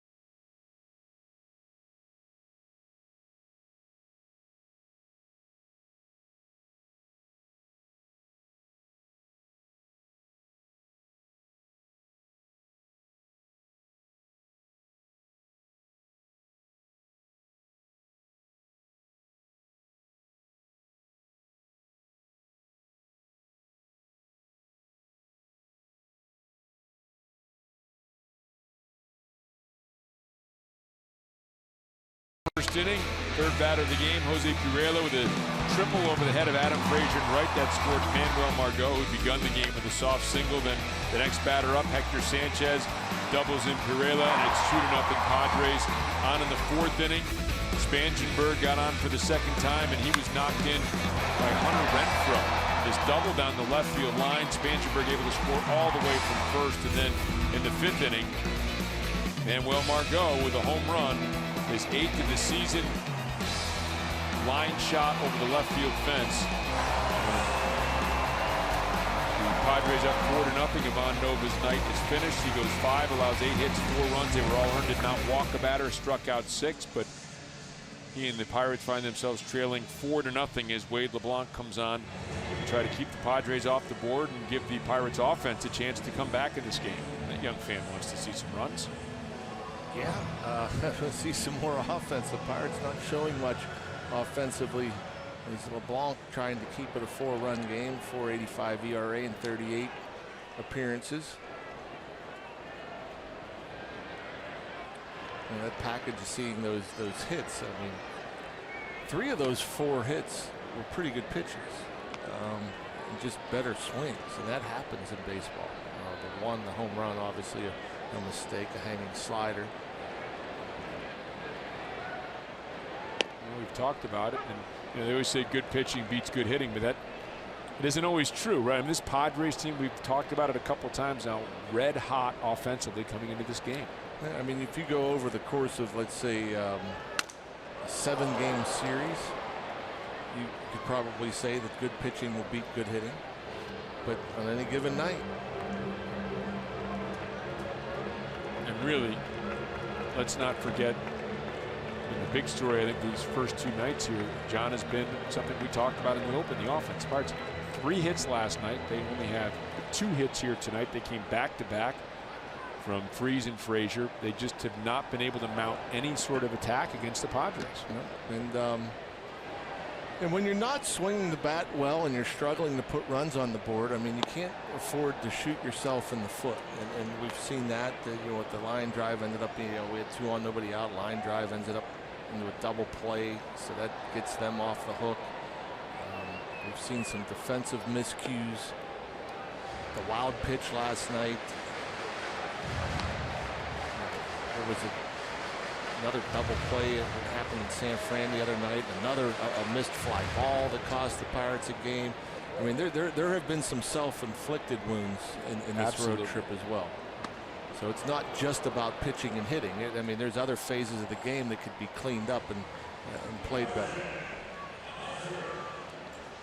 Spangenberg goes down. Swinging first out here of the 6th inning. Join the Pittsburgh Pirates and Pirates Charities as we stand up to cancer at PNC Park this Wednesday. Purchase this special ticket offer and the Pirates will donate a portion of the proceeds to the National Initiative to Accelerate Cancer Research. To purchase your Stand Up to Cancer tickets, go to pirates.com/SUTC. SU2C, I beg your pardon. Stand Up to Cancer, SU2C. 0-1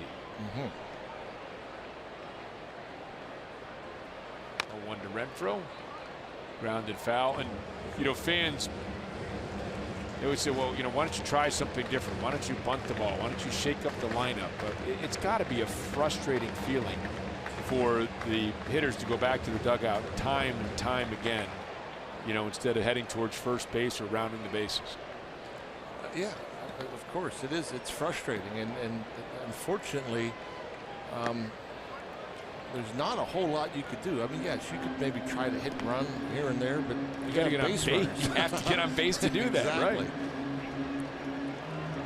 Josh Harrison, one of the few guys who's been swinging a hot bat.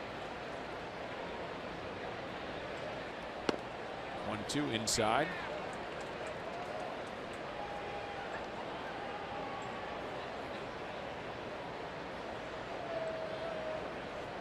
Renfroe doubled back in the 4th after striking out in the 1st.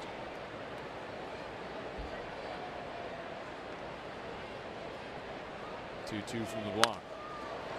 Gets him to chase, a little pop-up. Andrew McCutchen says he has it. He does. 2 away.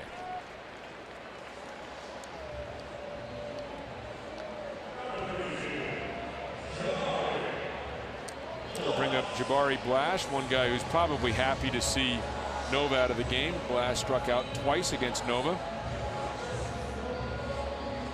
Veteran Wade LeBlanc trying to get through this inning. He's in this series. Blash has kind of looked in between, late on the fastball, out in front of the off-speed pitch, and with Wade LeBlanc, that's not a good sign. He is so good at changing speeds and getting you out in front of soft and tying you up with a below average fastball.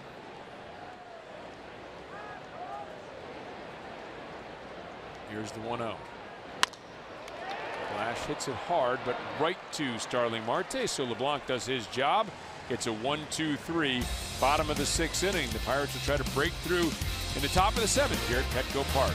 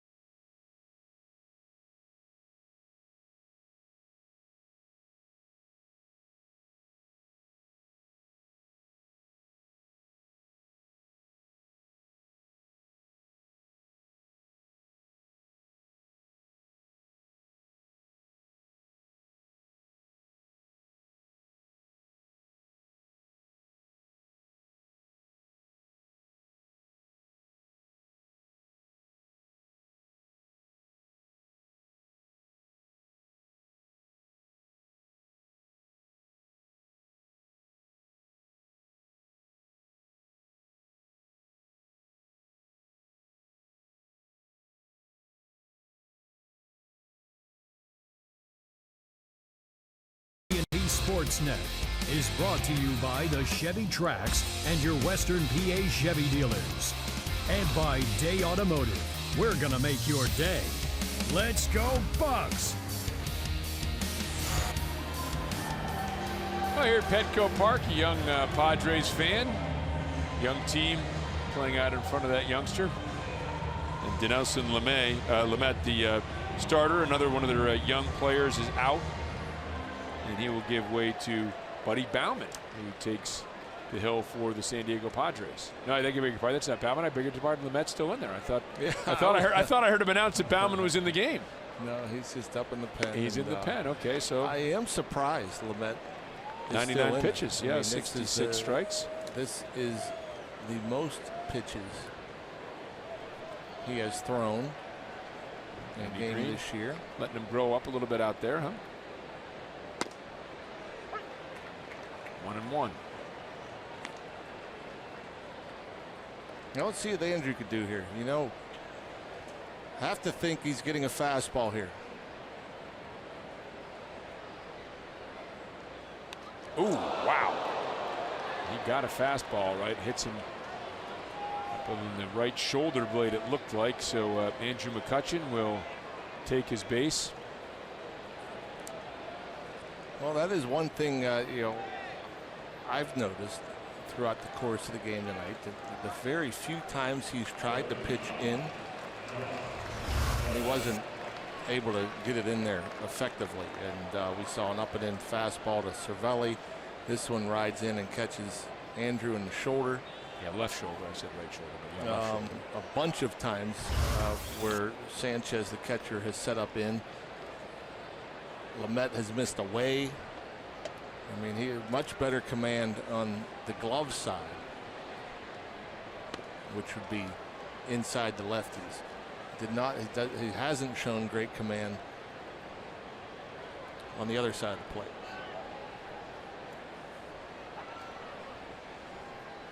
Josh Bell going to the big windmill here. 1-0 pitch. Pirates trying to break through here in the 7th. That ball skips past Bell, goes to the backstop, and McCutchen on to second. Are these kind of the signs that a coach is looking for of wildness? I mean, you go way inside, hit McCutchen. Now this one skitters to the backstop. Yeah, this is the sign of leaving him in too long. I would have to say is, you know, that pitch nowhere close. You know, a runner in scoring position. And again, he hasn't thrown this many pitches in a major league game. I'd be very surprised if this isn't his last batter. If it is, Buddy Baumann's warming up in the bullpen. You know that? Yeah. Although I don't anticipate seeing Baumann. He's also a righty up there, and I would think if you were going to bring in Baumann, it would be to turn Josh Bell around, or to pitch to 2 batters later to and Fraser. So he may continue to stay up and prepare for Fraser. Yeah, Craig Stamen, the other. Saw him last night.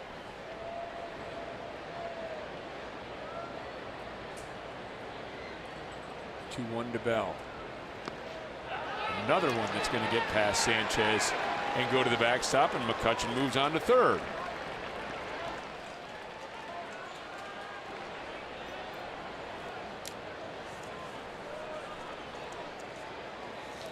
Pirates trying to do some damage here. They'll take runs any way they can get. I'm sure they're not going to be picky.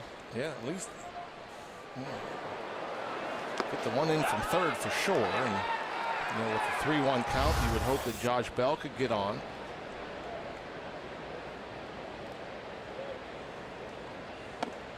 And he does. Pitch nowhere near the strike zone. Bell able to trot down to first. So a hit by pitch and a walk. A couple of wild pitches in there. The Pirates have 2 aboard. And Andy Green has seen enough, and it looks like he'll go to Craig Stamen. You know, and another reason not to let him go out here in the 7th inning when he's at, you know, 95 pitches or so. I mean, he's had a great outing. I mean, he's gone 6 scoreless. Let him finish on a good note. Send him back to the clubhouse. You have a 4-run lead. I mean, still a nice outing for him, but it's not going to look as good if these 2 runs score. Stamen will come in and try to make sure that doesn't happen. Pirates threatening here in the 7th.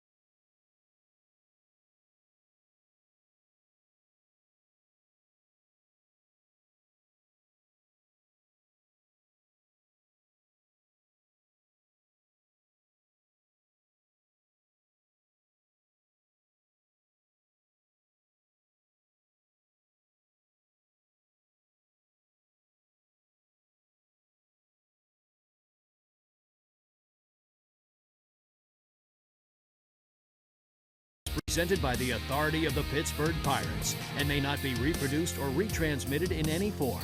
And the accounts and descriptions of this game may not be disseminated without the express written consent of the Pittsburgh Pirates.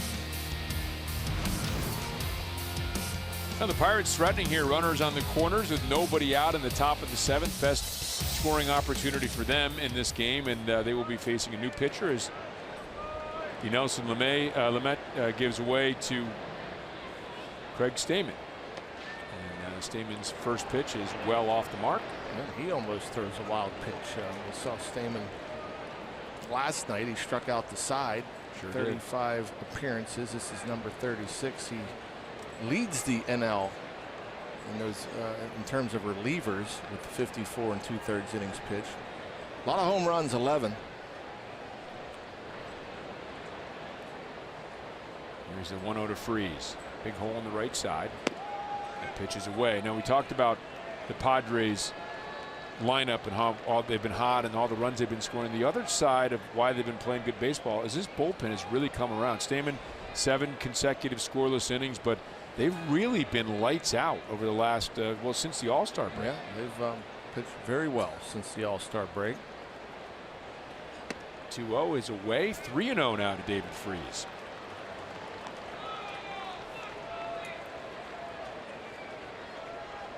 Fans getting a little restless here at Petco with Adam Fraser on deck.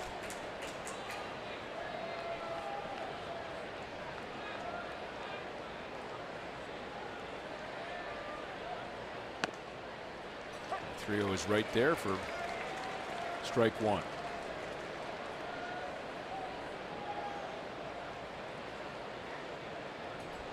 Stamen, a guy who is capable of going multi-innings.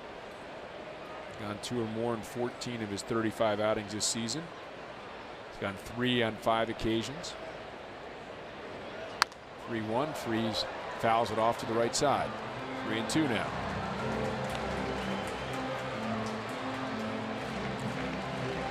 Stamen coming right at Freese after falling behind 3-0.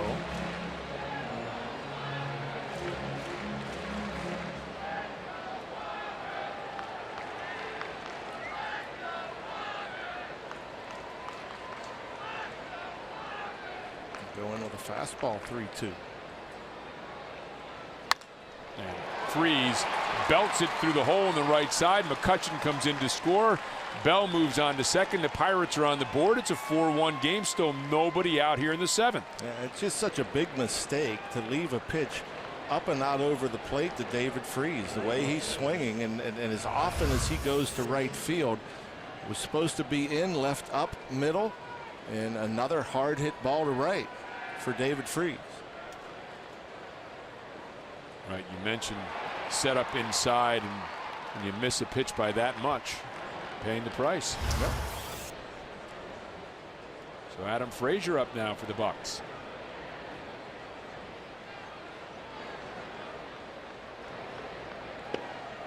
That pitch is away.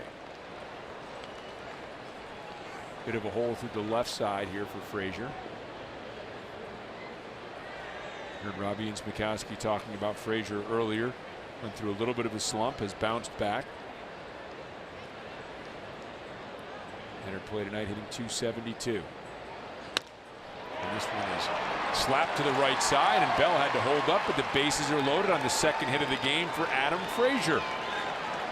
And that's why when you talked about Adam struggling a bit, and it's the first time really we saw Fraser struggle at the plate since he's been in the major leagues, because the approach is so simple. I mean, he hits the ball where it's pitched. He doesn't try to do too much. It's a short, quick swing. And even when he struggles, you can't see a whole lot in the swing. I mean, he has said at times, sometimes he chases more pitches than he normally would, and that usually comes with seeing the ball. But man, it's just just a short, sweet-looking swing. And now Francisco Cervelli. Chance to get the Pirates right back into this game.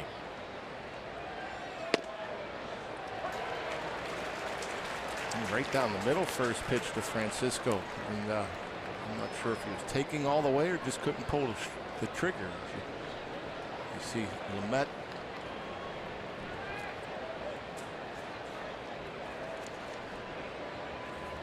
First run will be charged with him. There's the pitch in the UPMC Sports Medicine strike zone.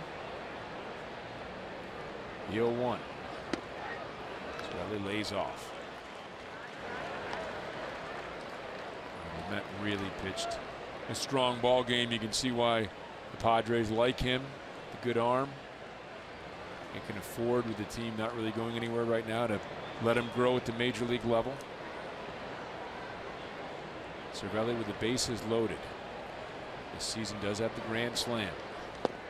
And he's off again. If the Pirates can cash into with the bases loaded, nobody out, and tie it or take the lead, I mean, I'm afraid Andy Green's going to have some questions to answer. I mean, for letting Lamet come out here in the 7th. I mean, very questionable decision. I could see if he had maybe 85 pitches, maybe giving him another inning. But he was already sitting at a career high. Is that pitch borderline? Padres not getting that call. Carlos Torres calls that a ball, and there's Andy Green looking on. He mentioned, remember Ivan Nova had that long at bat, and you said that might cost him an inning. Yeah, I mean, who knows if that's a 3-pitch inning, and okay, and so now he comes out into the 7th with 88 pitches instead of 96. Okay, but it was at a season high in pitches. And now 3-1 with nowhere to put Cervelli. Against Craig Stamen, bases loaded, nobody out in the 7th. 1 run in for the Bucks. There's the pitch, and Cervelli didn't like it. Will take strike 2 over the outer half of the plate. And in that instance, you want to be looking for your pitch, right? If you're Francisco Cervelli. So even though it's a strike, maybe if that's not what you're looking for, you let it go. Typically, you'd split the plate in half, look middle in or middle out. Maybe you just look up. 3-2 now, can't be quite as choosy. Again, they're going to try to come in. And Stamen unable to get it in there. Got the foul ball.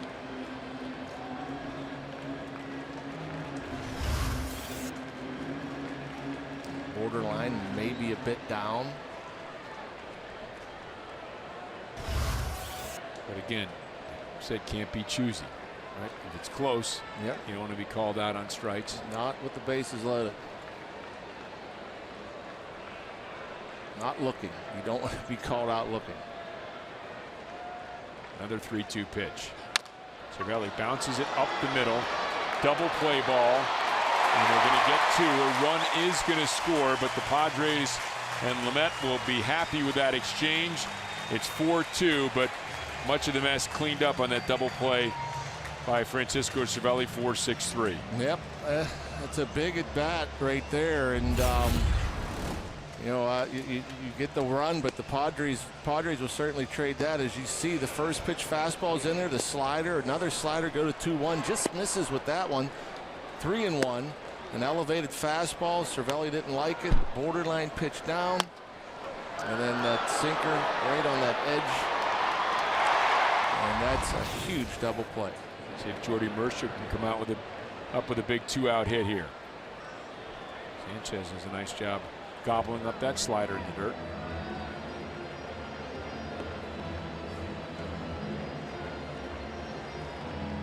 And this will feel like a victory for the Padres, I think, if they can get out of this having given up the 2 runs. Oh yeah. And so Lamet, you can close the book on him, so he does end up giving up 2 runs through 6+. 1-1.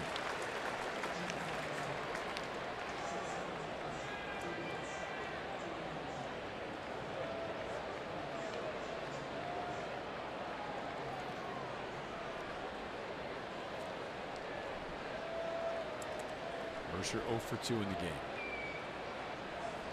The 1-1. Just a bit up. And I'd be careful. Sanchez was looking like he wanted that up middle in. Jordy has that short, quick stroke, and he could tie this thing up in a hurry. His last bat, in fact, just missed a pitch, a fastball that looked like up middle in, that he flew out the left.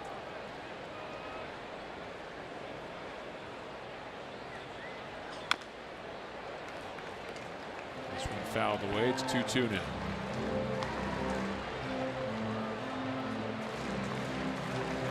Watson getting set to come on. Jose Osuna in the on-deck circle. Should Mercer reach?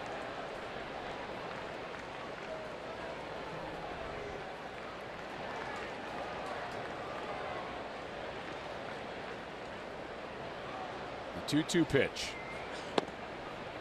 3-2. And again, missing with location, which made that pitch look a lot worse than it actually was. And Sanchez had to go to his backhand.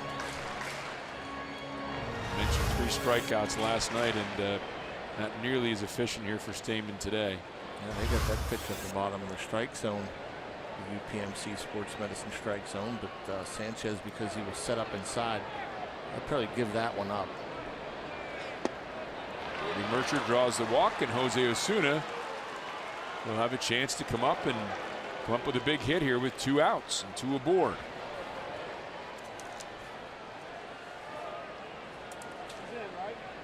Stamen really efficient last night. So we're going to have a double switch, if I'm not mistaken. Matt Caesar jogging out to left field, Jabari Blast jogging in. And we are going to step aside as Andy Green is talking things over with home plate umpire Carlos Torres. We'll straighten it out for you when we return here on AT Sportsnet.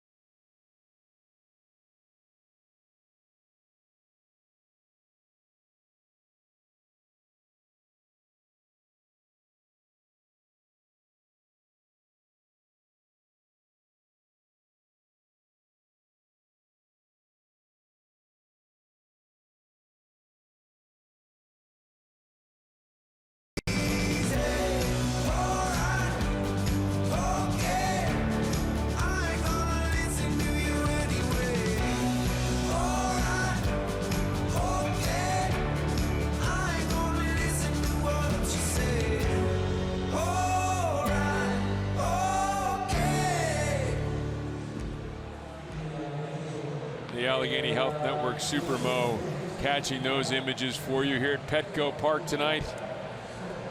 Pirates looking to rally, down 4-2. They were down 4-0. Scored a couple here in the top of the 7th. Third pitcher they will face this inning.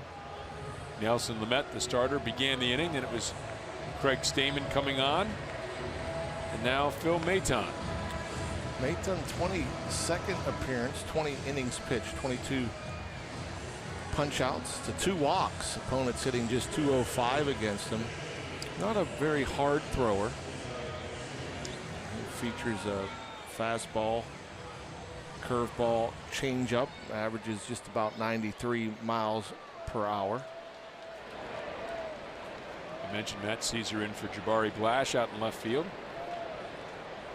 Jose Osuna facing Mate. Maton's first pitch is in there for strike one.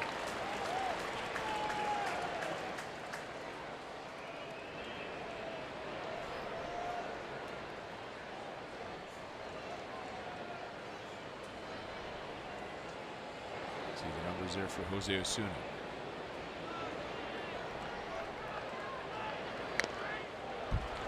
Maton with the foul ball here, so it gets quickly ahead 0-2.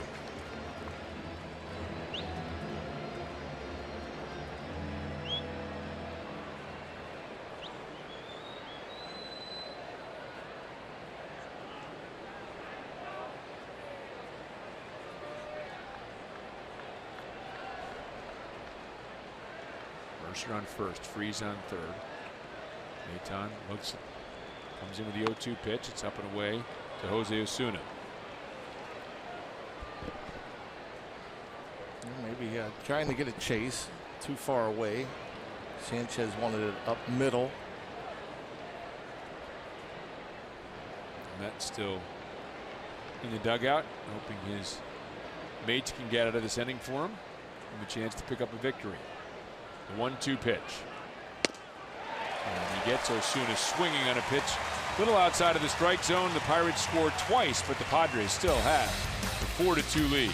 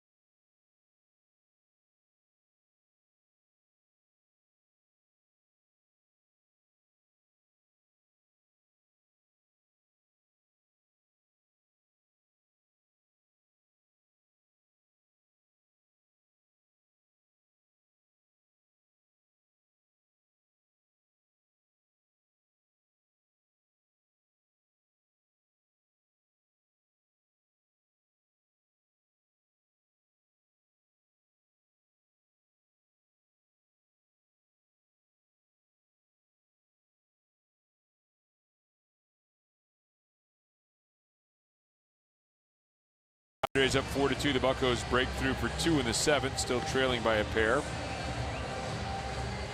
Here's our day automotive this day in Pirates history. On this date back in 1915, the Bucs beat Brooklyn 8-2 at Forbes Field as Honus Wagner hit an inside the park grand slam in the 8th, giving him 5 RBIs for the game. At 41 years old, Hans was the second oldest player to ever hit a grand slam, behind another Hall of Famer, Cap Anson, who did it at age 42 in 1894. It would be 70 years before a player older than that, another Hall of Famer, hit a grand slam, and that was Tony Perez at age 44. And speaking of 44, yeah, Tony Watson on for the 47th time. 5-3 record, a 374 earned run average. His third appearance this road trip. Facing Dusty Coleman.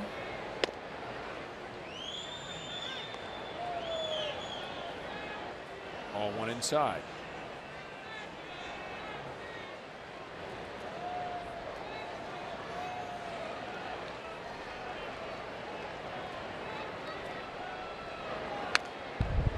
Fouled away.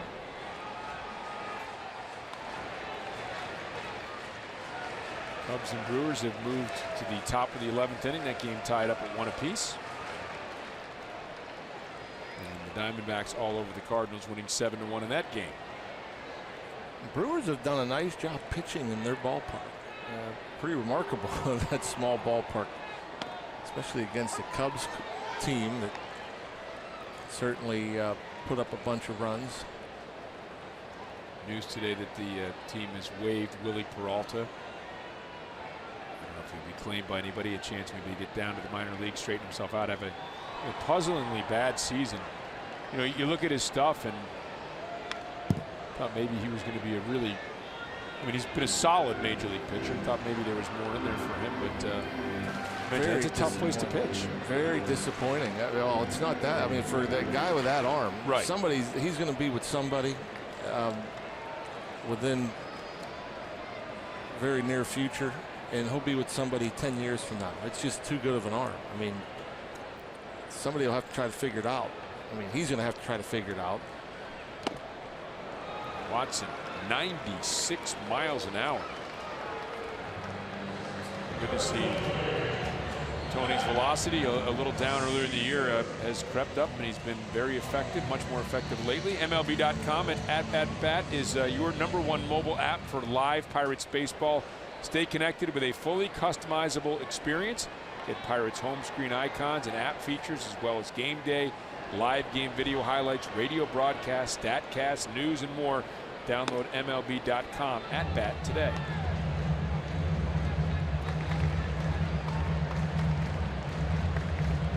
Matt Caesar on the double switch has moved into the 9th spot in the batting order.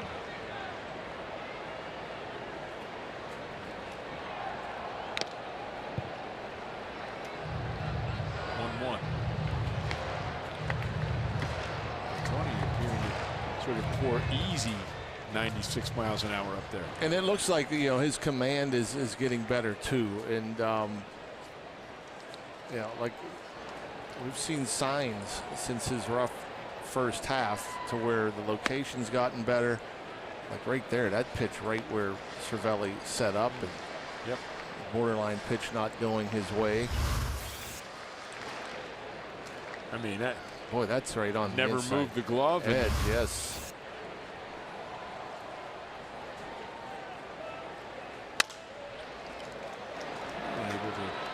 Hit the ground ball to Jordy Mercer, a little high on the throw, but Josh Bell able to snag it. Caesar the second out of the inning. And again, you know, we're used to seeing Tony Watson throw the ball where he wants to, which made him a great closer or a great reliever for the Pirates. One of the best in the game. Yes, was the location, the finish on the fastball, the swing and miss, and that's kind of what we've missed more than anything this year, was the swing and miss.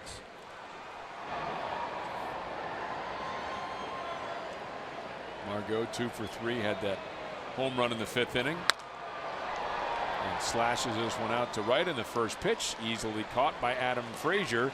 And 1-2-3. So Tony Watson will get those Pirates bats right back up to the plate. And due up the top of the order, Starling Marte will lead things off. He'll be followed by Josh Harrison. Can they get a board for Andrew McCutchen? Pirates trailing by the score of 4-2, looking to get back into things here in the 8th.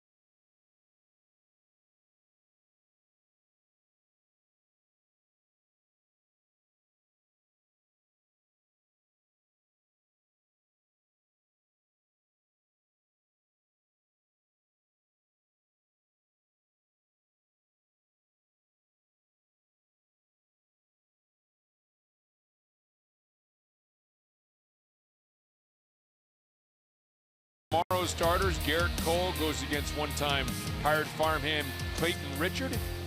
Cole, you see his numbers there. The ERA back on the way down. Our coverage beginning at 4 p.m. Eastern Time. Nissan road ahead. Probables for tomorrow's series finale. The Pirates hoping that they have a chance to win the series and not just be salvaging a game. Tomorrow behind that man, Garrett Cole. Maton remains on the mound facing Starling Marte, who struck out in all 3 at-bats here tonight. Marte, a little bunt out in front, and he is safe, beats it out. So the tying run will come to the plate.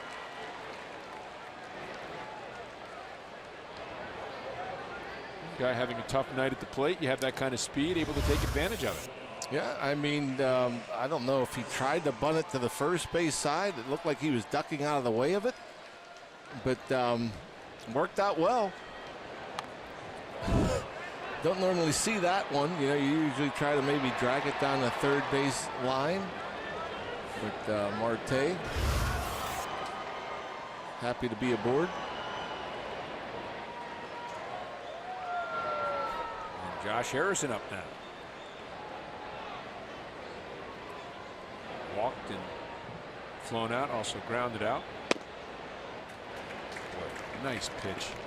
This ball, his fastball takes off, and I don't know if they call it spin rate or whatever, but it looks like it just stays the same plane. It looks like it just accelerates as it's going through the hitting zone. See on the Point Park scoreboard, the Cubs taking the lead 2-1 in the 11th, heading to the bottom of the 11th now. Josh fouls this one back to the screen. 0-2 now.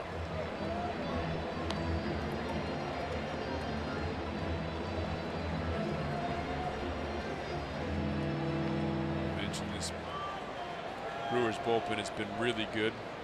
Maton part of that, came in with a 3.15 ERA, 2-0 record, a save.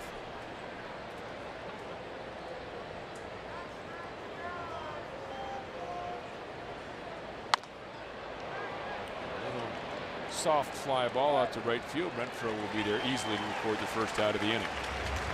Well, this is the matchup you want right here. I mean, Pirates' hottest hitter, representing the tying run.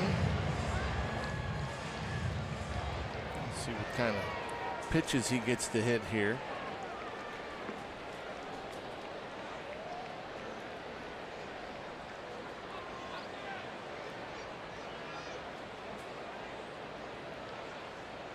New ball in play. Andrew McCutchen with Josh Bell on deck. Followed by Freese and Fraser, who have combined for 4 of the Pirates' 5 hits here. Marte, the other, is on first base.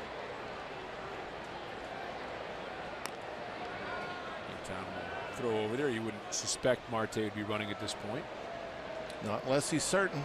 I mean, you'd have to be 100% certain you're going to be safe.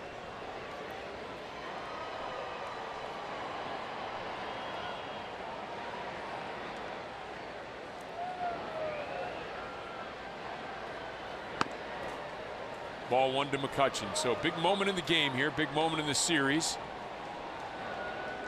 Extrapolate out further, you could say big moment in the season for the Pirates. The trade deadline coming up Monday. The Pirates needing some victories.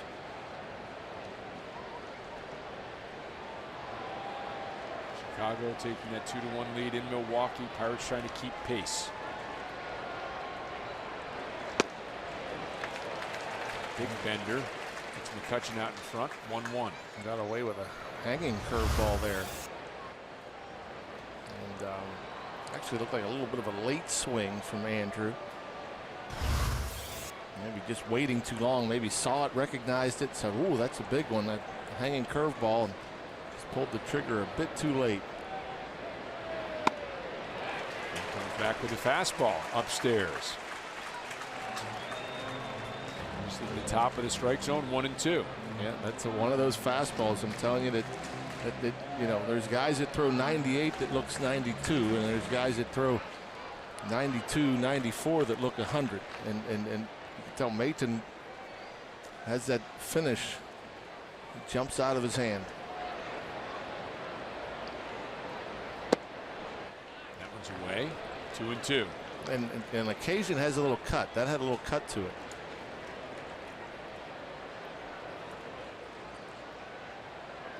So even if you time it up, it has a little cut, maybe keeps it off the barrel, right?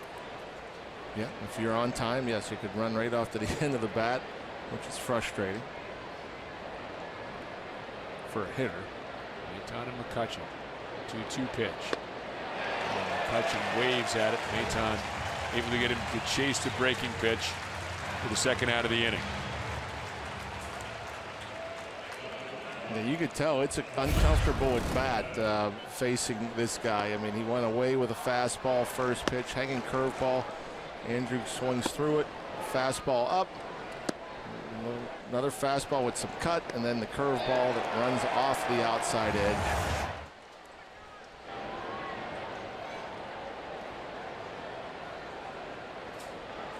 Now Josh Bell up.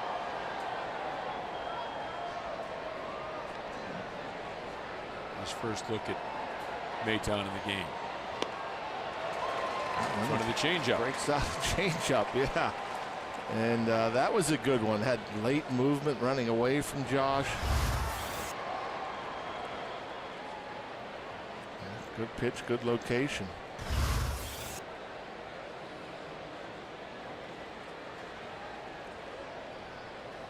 The 0-1.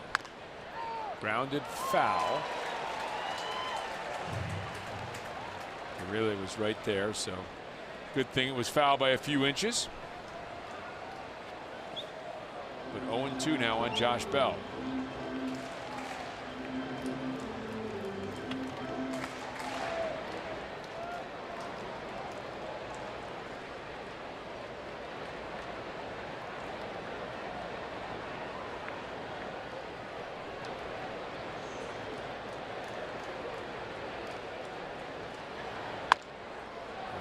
Fisted into left field.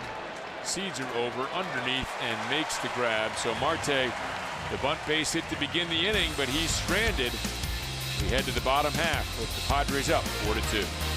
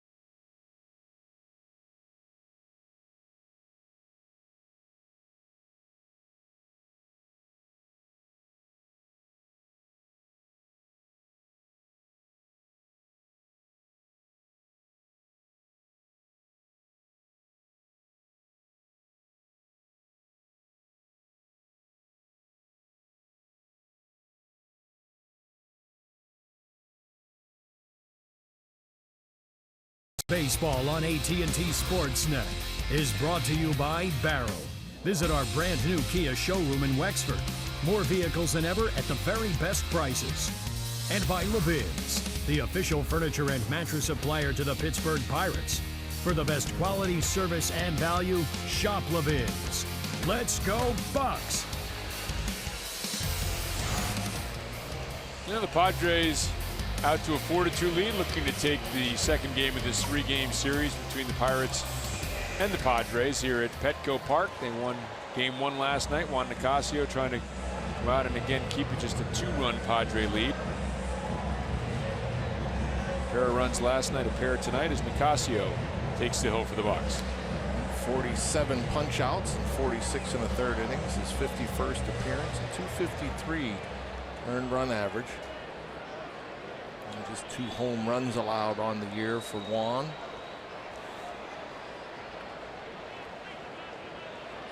And he will face Carlos Asuaje, second baseman, who's 0 for 3 in the night.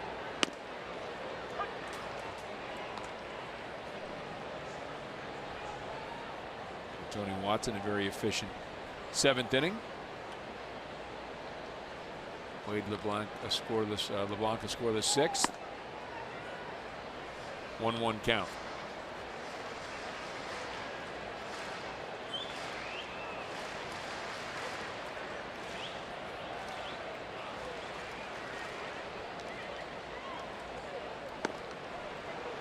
Breaking pitch to Asuaje. John, you were on some rebuilding young Pirates teams, weren't you? Yeah, sort of, kind of. I mean, you were on those, 91 and 92 teams, right? That both went to the postseason. 91, 92 teams, and then some moves were made, obviously, after the 92 year, and so 93. Carlos Garcia became an everyday player. Al Martin, Kevin Young. So yes, there was a youth movement.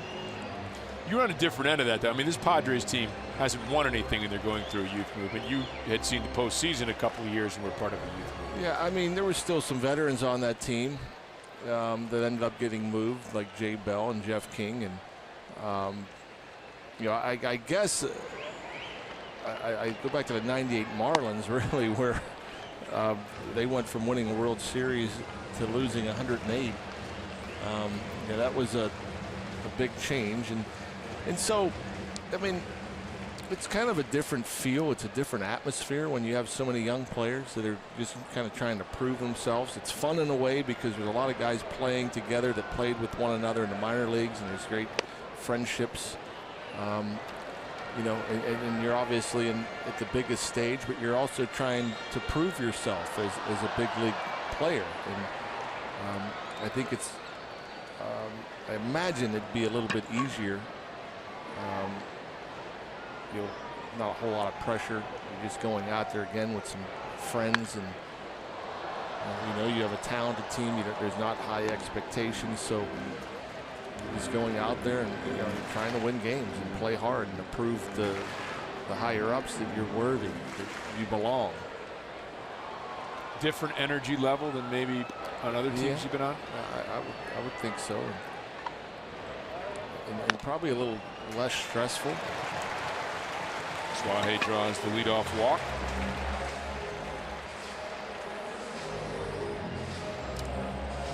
Well, it is over in Milwaukee. The Cubs pushing across a run in the top of the 11th. They go on to win by the final score of 2-1. The Diamondbacks defeating the Cardinals 7-1.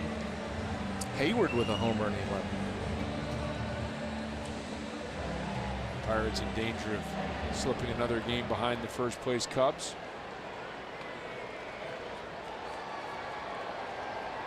And both teams got hot around the same time. The difference is the Cubs have stayed hot. They've been able to put some distance between themselves that Pirates weren't able to keep pace, at least haven't been able to over the last week or so.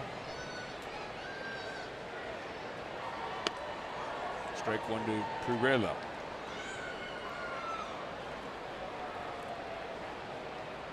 Pirela began the game with the rare back-to-back triples before flying out to center field in the 5th.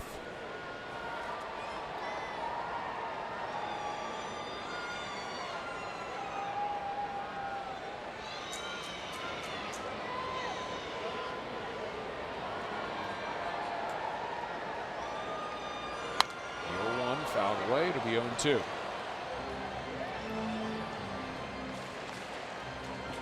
Good crowd here at Petco Park.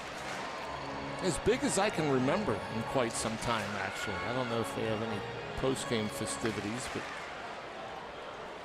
it is a fireworks night. That would explain the empty lawn. Well, there were people there for a while, right? They And must have booted them off. away. Yeah. Yep, and those Padres giveaway hats.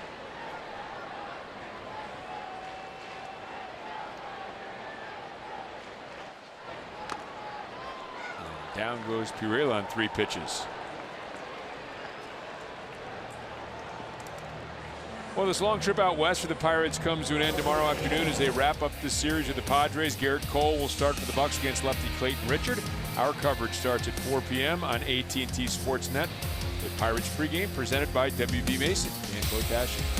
Kevin Young, who will also be standing by for postgame tonight.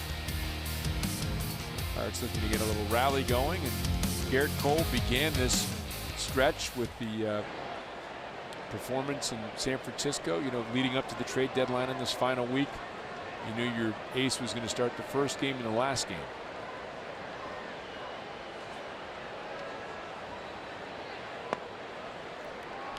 Unfortunately for the Pirates, after that first victory, staring at the prospect of a 4th consecutive defeat here today at Petco Park. Hector Sanchez, the veteran catcher, was 1 for 3. There's that crowd. Concert broken out. They've got the cell phones out.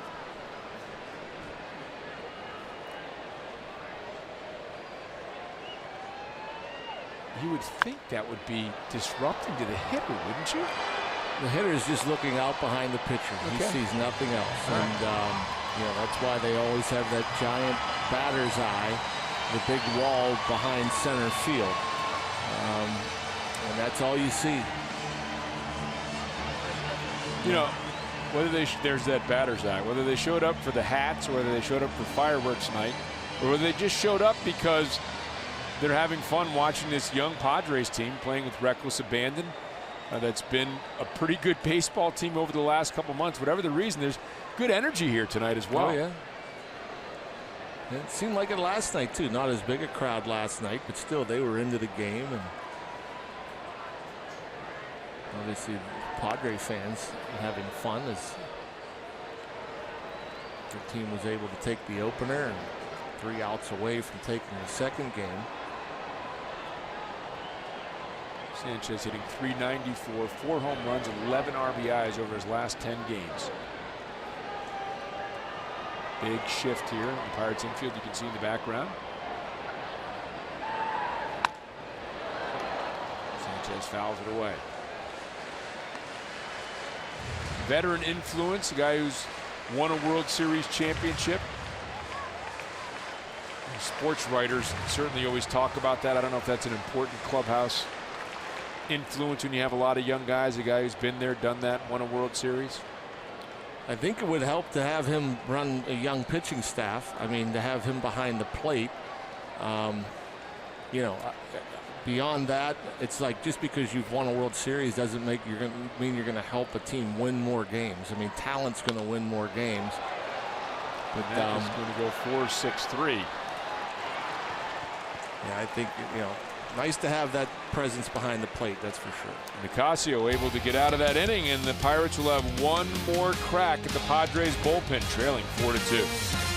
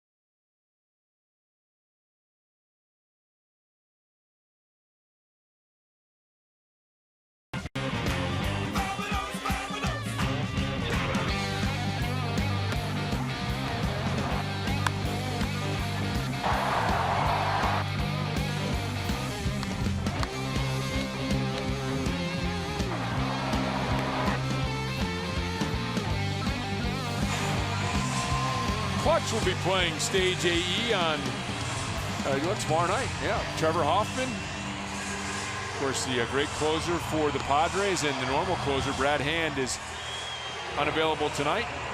And it is going to be Kirby Yates looking for his second career save.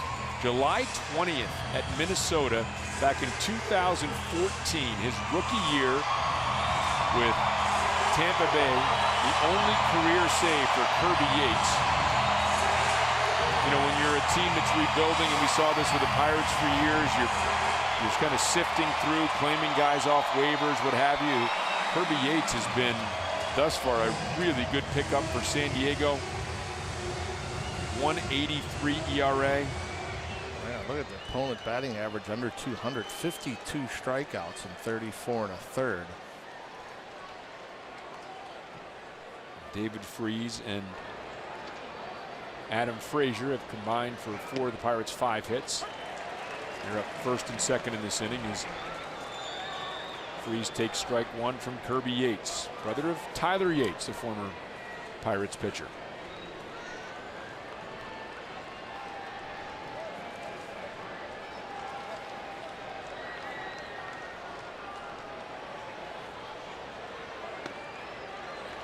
Comes back with a breaking pitch, 0-2. Sinker, slider, change up. His pitches to waste here.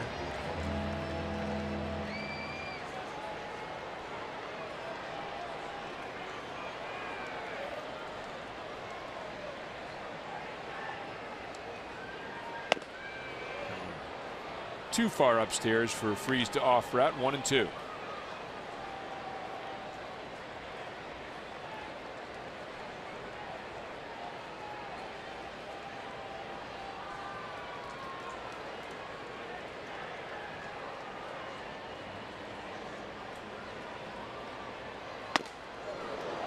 In. Interesting, this configuration against Freese. Look how far the outfield is swung over to right field. Huge gap in the center field and left center. He rarely hits the ball in the air to left field, and so he hits a lot of balls the other way, and so that's why they're playing that way. And Freese is rung up, caught looking by Yates. He clearly doesn't agree with the call.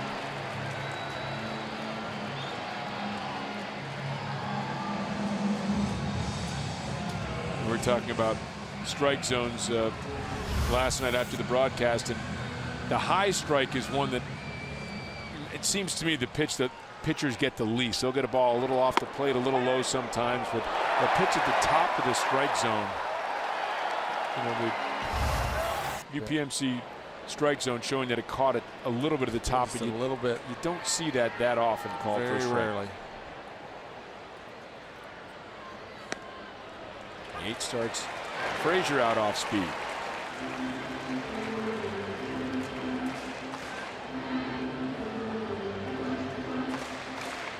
Fraser 2 for 3.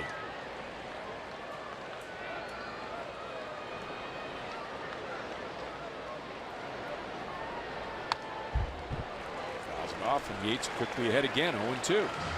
0-2 on Freese, now 0-2 on Fraser.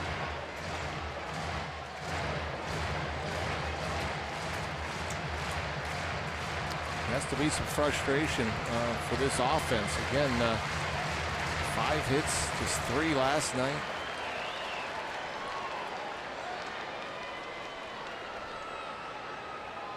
To Fraser. Fouls this one away. Remains 0-2. It's been a puzzle for this Pirates offense. Marte able to pull out the bunt base hit in the top of the 8th. His first hit of the series. The other hits in this series belonging to McCutchen, Freese, and Fraser.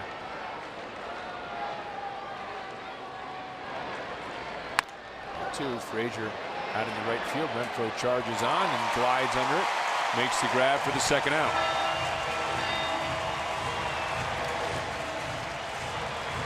The Bucks down to their last out. It has been a disappointing road trip, 2-5. Chance, you thought, maybe to make up some ground in the NL Central, facing the bottom two teams in the NL West. They lost 2 of 3 against the Giants, in danger of dropping the first 2 here in San Diego as Francisco Cervelli comes to the plate.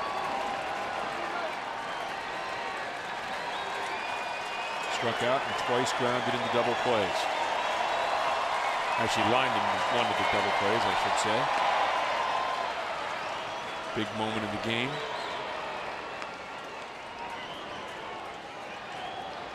Yeah, that's a big at bat there. You go back to that. In the 5th inning, when Freese and Fraser both reached, Cervelli a line drive to second. Freese doubled off second base. 1-1 count.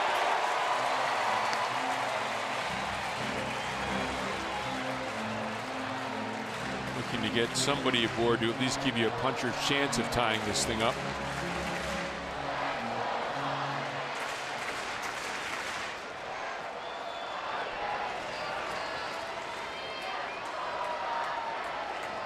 The 1-1. 1-2. Kirby Yates hasn't been in the majors that long, but has been well traveled, pitching with several teams. Appears to have found a home here in San Diego, looking for his 2nd career save.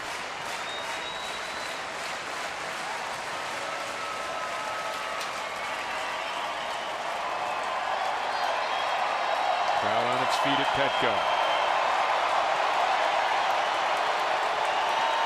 1-2 pitch.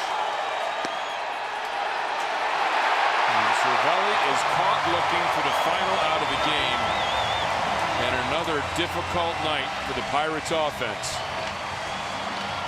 As the San Diego Padres go on to win by the final score of 4-2, just 5 hits for the Pirates.